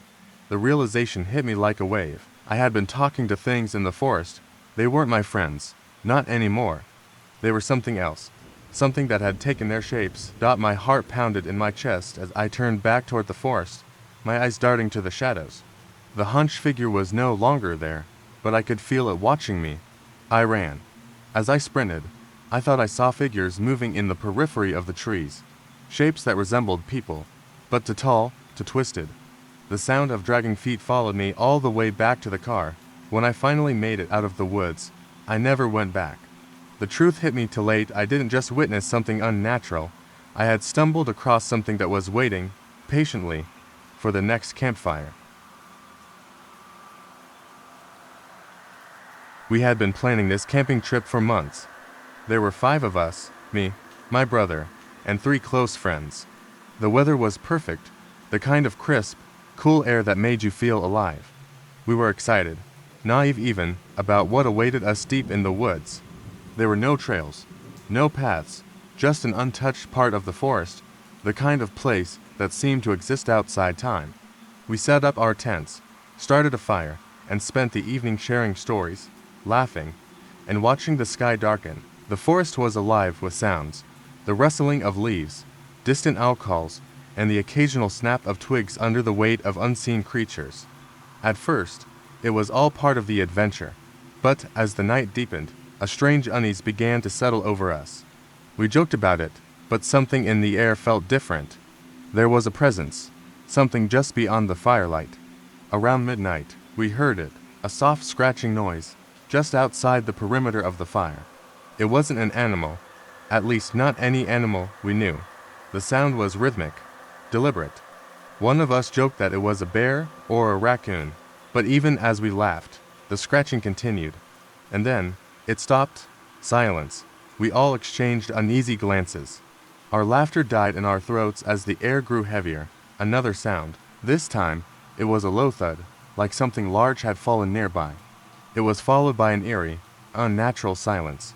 Our eyes darted toward the edge of the firelight, the trees just beyond the reach of our flame. The night felt to still. I stood up, wanting to reassure everyone. "I'll check it out," I said, trying to sound confident, though my heart was hammering. The others hesitated, but none of them wanted to be the ones to sit alone by the fire. They followed me as I grabbed a flashlight and stepped beyond the circle of warmth. The beam cut through the darkness, illuminating nothing but trees and underbrush. "It's nothing," I muttered, more to myself than to anyone else, but something gnawed at me. I scanned the area, moving the flashlight back and forth, when I noticed something strange. A few feet away, just under a tree, a pile of leaves had been disturbed. But the odd thing wasn't the pile, it was the shape beneath it. It looked wrong.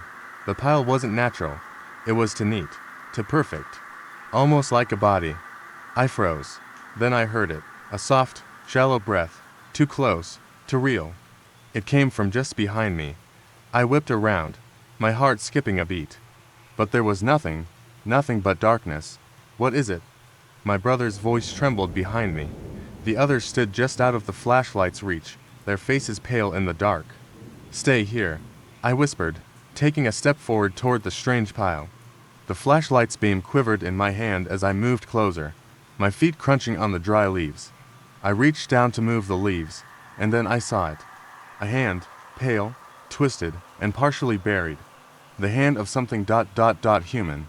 No, the fingers were too long, too thin, the nails sharp and yellow.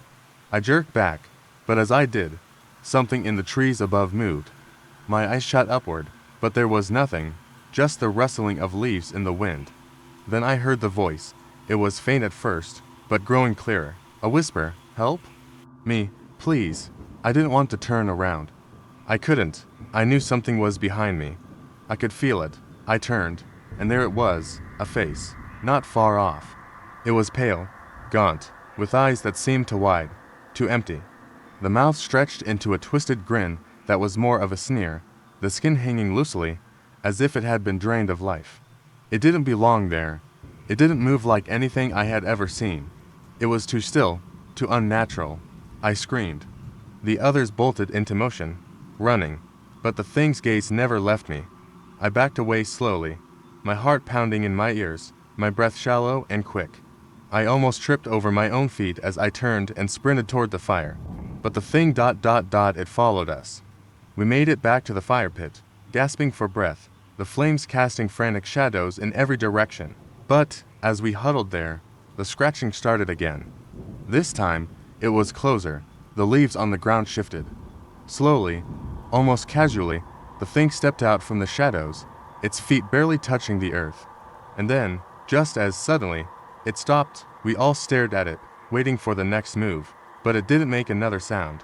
That's when the real horror struck. We realized it wasn't alone. Out of the corner of my eye, I saw another figure, crouched low to the ground, stepping into view. Then another, and another, all of them pale, gaunt, their eyes wide and empty. They didn't move, they just stood there in the darkness, staring at us. It wasn't just one thing, there were dozens of them. And then, just as quickly, they were gone. No movement, no sound. Only the rustling of leaves in the distance.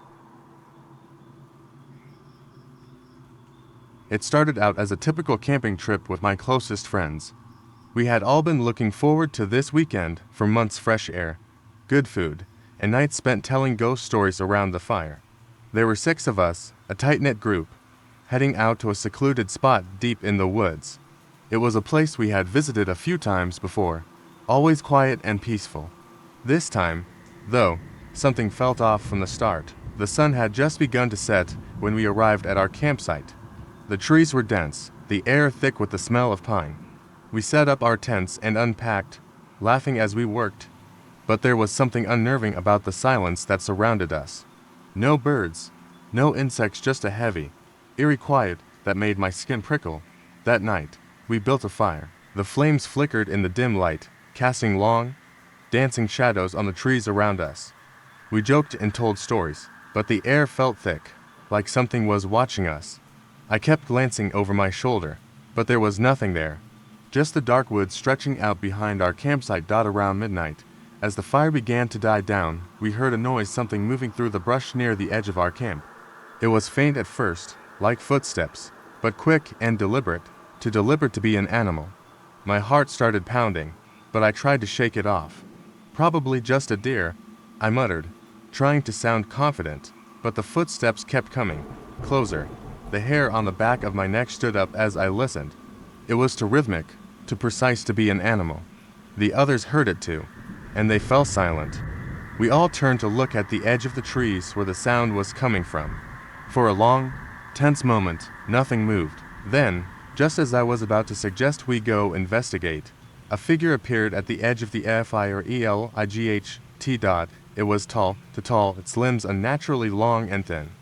At first, I thought it was just a person, but as it stepped closer, I realized there was something wrong with it. Its skin was pale, almost sickly, and its face was completely blank. No expression, no features. It didn't move like a human, its body jerking unnaturally with each step. Panic surged through me. My friends were frozen, unable to speak, too terrified to even breathe. The figure didn't say a word, just stood there, staring at us. I thought I saw its mouth twitch, but I couldn't be sure. And then, just as quickly as it had appeared, it vanished into the darkness without a sound. We sat there in silence for what felt like hours, none of us daring to speak. Finally, one of us stood up, voice trembling, saying we should pack up and leave. I agreed immediately, and we hastily gathered our things, trying to ignore the feeling of eyes watching us from the trees. We drove through the night, barely speaking, all of us on edge, but the feeling of unease never left. It wasn't until the next day, when we were back in the safety of our homes, that the real horror began. I was checking through the photos we had taken during the trip when I noticed something strange in one of the shots. It was a picture of our campsite, taken before the figure appeared. In the background, just at the edge of the firelight, there was a figure, tall, thin, and just barely visible, blending into the shadows behind the trees. I had no memory of seeing it when the photo was taken. I showed the others, and they all gasped. They remembered the moment clearly. The figure wasn't there when we took the picture, but now it was. We couldn't stop thinking about it. We compared other photos from the trip, but none showed anything unusual.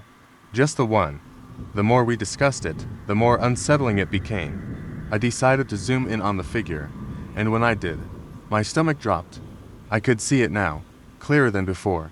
The shape wasn't just standing there, it was looking right at us. Its eyes were dark, empty holes, like someone had carved them out. That's when I realized the most terrifying thing of all. The figure we saw by the fire wasn't the same as the one in the photo. The one we had seen in the photo had been standing there the entire time watching us. The one by the fire had never moved. It was never real. We hadn't been looking at a person at all.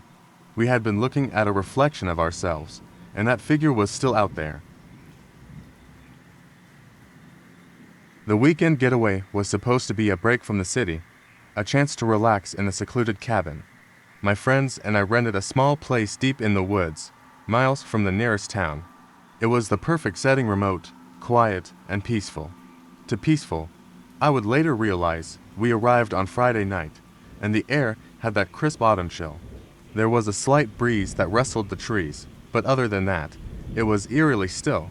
The cabin itself looked charming enough, with its wooden beams and stone fireplace.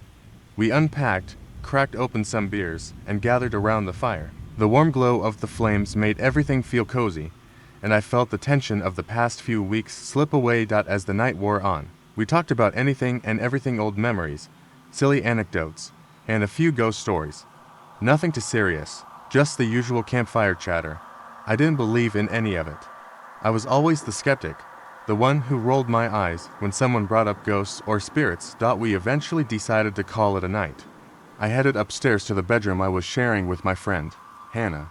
It wasn't until I was lying in bed that I noticed something strange. The air felt unnervingly cold, despite the fire downstairs. I pulled the blankets tighter around me, brushing it off as nothing, but then, from downstairs, I heard something odd, a scraping sound. I told myself it was probably just the wind or something settling in the house, but it wasn't just a creak or groan. It sounded deliberate, like something was dragging across the floor. I lay still, listening. The sound stopped, then started again, but this time, it was accompanied by a soft knock on the door. My heart skipped a beat. I got out of bed and crept to the top of the stairs, straining to hear. The knocking continued. It wasn't loud, but the rhythmic pattern made me shiver. As I descended cautiously, I thought I saw a shadow flicker near the door at the bottom of the stairs. I stopped, my pulse quickening. Is someone there? I called out, my voice trembling. No answer. I reached the door. My hand hovered over the handle, but something in me told me not to open it. Instead, I went back upstairs to wake Hannah, but when I turned the corner into the bedroom, she was standing by the window, staring out into the darkness. Hannah, I asked, my voice barely a whisper. She didn't respond. I stepped closer and touched her shoulder. The second my fingers made contact, she spun around, her eyes wide and blank, like she wasn't seeing me at all. A sharp chill ran down my spine. Hannah. What's wrong? I said, shaking her lightly. Her lips parted, but no words came out. Her gaze stayed fixed, locked on something outside the window. Slowly, she took a few steps toward the door and stopped. That's not us, she finally whispered. I was confused. What do you mean? She didn't answer. Instead, she reached for the door and slowly turned the handle. The door creaked open, and in the hallway, standing just beyond the threshold, was us, my exact reflection, but twisted and wrong, eyes sunken, mouth stretched into a sickening grin. I froze, too terrified to move. The figure that looked like me took a step forward, then another. I wanted to scream, but no sound came out. The reflection stepped closer to the door. A chilling breeze swept through the room, despite the lack of an open window. Suddenly, the figure grinned wider, its face contorting in a grotesque smile. Let us in, it said in a voice that was mine, but not mine at all. I slammed the door shut, my heart pounding so hard I thought it might burst. The knocking began again, but this time, it wasn't just the door. It was every wall, every window, each thud echoing in a synchronized rhythm. We ran. Downstairs, out the door, into the night. We didn't look back. The next morning, we packed up and left. The others didn't seem as disturbed, but I could still feel that icy cold in the back of my neck. As we drove away, I couldn't shake the feeling that we weren't the only ones in the cabin. And somewhere in those woods, something was still knocking on the walls, waiting for the next group to believe it was just a story. It was the first day of summer, and I was looking forward to some downtime. My friends and I had planned to head out to the old amusement park on the outskirts of town. It had been closed for years, ever since the accident that left half the rides twisted and rusting, but rumors swirled about it being haunted. That only made it more exciting. The sun was just beginning to dip below the horizon as we approached the entrance, a battered iron gate that stood crooked and barely held together. We pushed it open, the hinges groaning in protest, and stepped inside. It was strange. The place was eerily silent. No creaks of metal, no whispers of the wine, just the silence of a forgotten place. We walked down the cracked pavement, passing the toppled Ferris wheel that loomed like a skeleton against the orange sky. The ticket booth, now shattered and covered in ivy, looked like it hadn't been touched in decades.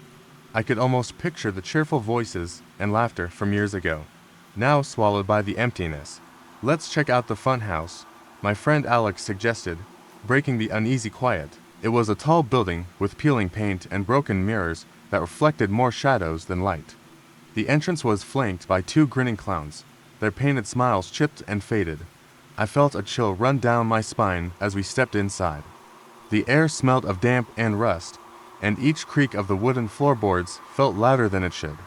The hall twisted and turned in a dizzying labyrinth, walls covered with warped, cracked mirrors that distorted our reflections. Suddenly, I heard something. It was faint, but unmistakable, a soft, childlike giggle coming from the darkness. I froze and glanced at the others. Sam, the most skeptical of the group, gave a nervous chuckle. "Probably just the wind," he said, but there was a tremor in his voice. We pressed on, the giggles growing louder, almost as if they were following us. One of the mirrors cracked as Alex brushed past it, and the sudden noise made me jump. I spun around, my heart pounding, but the hall behind us was empty. "Let's get out of here," I said, but as we turned to leave, the entrance was gone. The hallway had shifted, leading us deeper into the maze. I could feel my pulse in my ears, a steady, thudding beat of panic. The laughter came again, and this time, it was louder. It echoed around us, reverberating off the mirrors and walls, until it became a chorus of voices that seemed to press in on us from all sides. "Stop this," Sam said, his voice shaking. He reached out to touch the nearest mirror, and I could have sworn I saw a hand reaching back through it. It was pale, small, and covered in smudged, red paint that looked like blood. Before we could react, a child's voice whispered from the other side of the hallway. "Play with me." The air grew colder. I could see our breath, pale and foggy, swirling around us as if we were outside in the dead of winter. I grabbed Alex's arm, my eyes wide with fear. The mirrors reflected not just our scared faces, but dozens of small figures, their wide, empty eyes staring back at us, mouths stretched into cruel smiles. "Run," I managed to say, and we bolted. The hallway seemed to twist and shift, our footsteps echoing as we scrambled for an exit that kept moving just out of reach.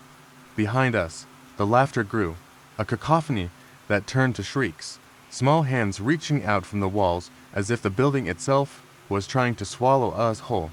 We burst into the open air, gasping and trembling. The amusement park was quiet again, the dark now pressing around us. I dared a glance over my shoulder, and for a moment, I swore I saw a small figure at the entrance of the fun house, standing still, watching. It was a child, pale and hollow-eyed, its smile far too wide.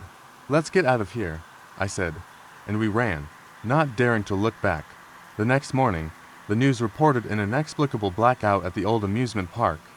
They found the front gate smashed and the fun house completely empty. But as I sat in my room later, that day, I noticed something in the reflection of my mirror, small, pale fingers pressing against the glass, and a voice that whispered, "You didn't play with me." The summer I was 15, my family decided to take a road trip to visit my grandparents' old farmhouse. It was nestled in the middle of the plains, surrounded by rolling fields of wheat and a cluster of pine trees that stood like sentinels in the distance. We had spent many weekends there, but this time felt different. The air carried a heaviness I couldn't explain, and the fields seemed to stretch out forever, almost to quiet. We arrived at dusk, just as the sun dipped below the horizon, casting an orange glow over the house. My parents and younger brother were tired from the drive, so they unpacked the car while I wandered off to explore. I knew the farm well, every corner, every creaking step of the old porch, but tonight, as I walked past the tall grass, I noticed something strange. The wheat wasn't moving in the wind. It stood still, unmoving, like a sea of golden statues. I took a shaky breath and stepped closer. The silence was so profound it felt like it was pressing against my ears. I glanced back at the house, the warm glow of the porch light spilling out onto the yard, but no one was paying attention to me. The wind picked up suddenly, a gust so strong it made the hair on my arms stand on end. The fields rustled, a wave of sound moving through them like a whisper, but the sound was wrong. It was more like a low growl. I turned to run back to the house when I saw it, a figure standing at the edge of the pine trees. It was too dark to see clearly, but the outline was unmistakable. It had the shape of a person, but it was far too tall, and the way it stood, had tilted slightly as if listening, sent a chill through me. My legs froze, rooted to the spot as it took one slow step forward. I stumbled backward, nearly falling over a rock, and scrambled to my feet, my heart hammering in my chest. The creature did not move with the slow, natural steps of a person. It glided, as if its limbs were disconnected, an unsettling motion that made my stomach twist. "Hey, are you coming inside?" My brother's voice called from the porch. He stood there, eyes wide with curiosity. I opened my mouth to answer, but a deep, guttural sound interrupted me. It came from the figure, a low, churning noise that seemed to rumble up from its chest. The creature flinched, and in that moment, I saw its face. It was pale, almost translucent, with eyes that were wide and too bright, like lanterns in the dark. A mouth split its face, cracked and full of jagged teeth, and it opened wide, releasing a sound that was neither human nor animal, but something raw and primal. "Get inside," I shouted, tearing my eyes away from it and running back to the house. My brother's eyes went wide with shock as he followed, but when we slammed the door shut, the noise outside stopped. For a second, all was silent. Then there was a knock on the window, sharp and rhythmic, like someone drumming their fingers against the glass. We huddled together, listening to the silence that had returned, broken only by our heavy breaths. My father came running into the room, his brow furrowed. "What happened?" "It was out there," I said, my voice shaking. I wanted to tell him about the figure, the eyes, the sound, but before I could, we all heard it, the same low growl, but closer this time. The window rattled as if something was pressing against it, something unseen, but unmistakably there. We were trapped in that house until dawn. When the first rays of sunlight touched the fields, the knocking stopped, and we found ourselves alone again. The wheat swayed in the breeze, as if nothing had happened at all. But every year after that, when summer came and the fields were golden, I couldn't help but wonder, did it ever really leave? And if it did, where did it go? The evening was beautiful, clear skies stretching over the vineyard like a dark velvet blanket. My friends and I had decided to spend the day at the family estate, my uncle's vineyard. It was a special occasion. The first harvest of the season was about to start, and we were all excited to celebrate. The sun had dipped behind the hills, painting the sky with deep hues of purple and gold as we wandered through the rows of grapevines. We'd finished dinner around a fire pit, swapping stories and toasting with glasses of homemade wine. Laughter echoed through the valley, blending with the sounds of crickets and distant owls. The scent of fermenting grapes lingered in the air, sweet and earthy. It was the kind of night you'd remember forever, peaceful, warm, safe. That's why I didn't understand why my skin prickled when we decided to take a walk along the edge of the vineyard.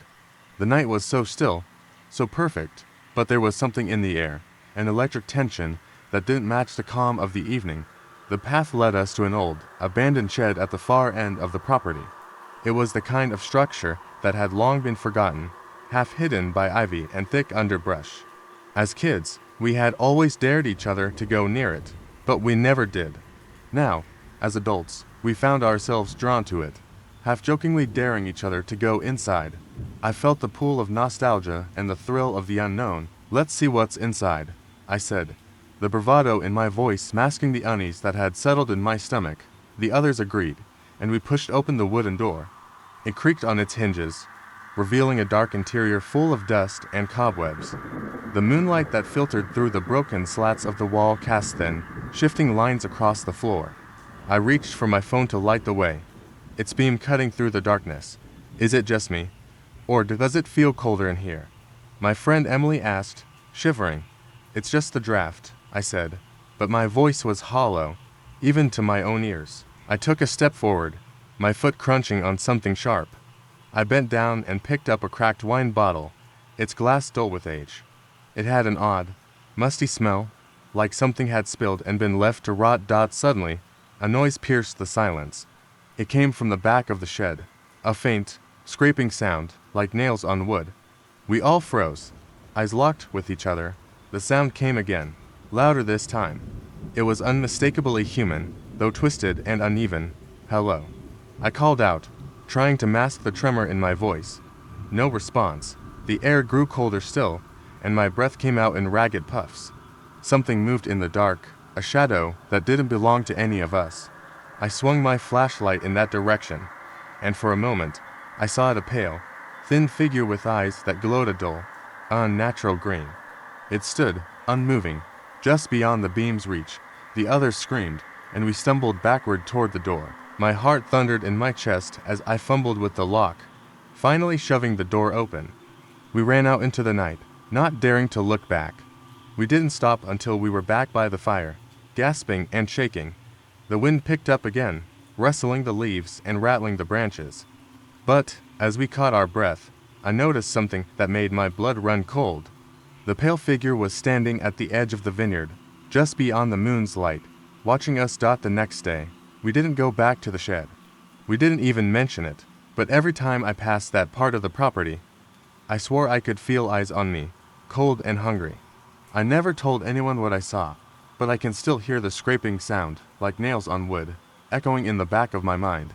I think it's still there, waiting.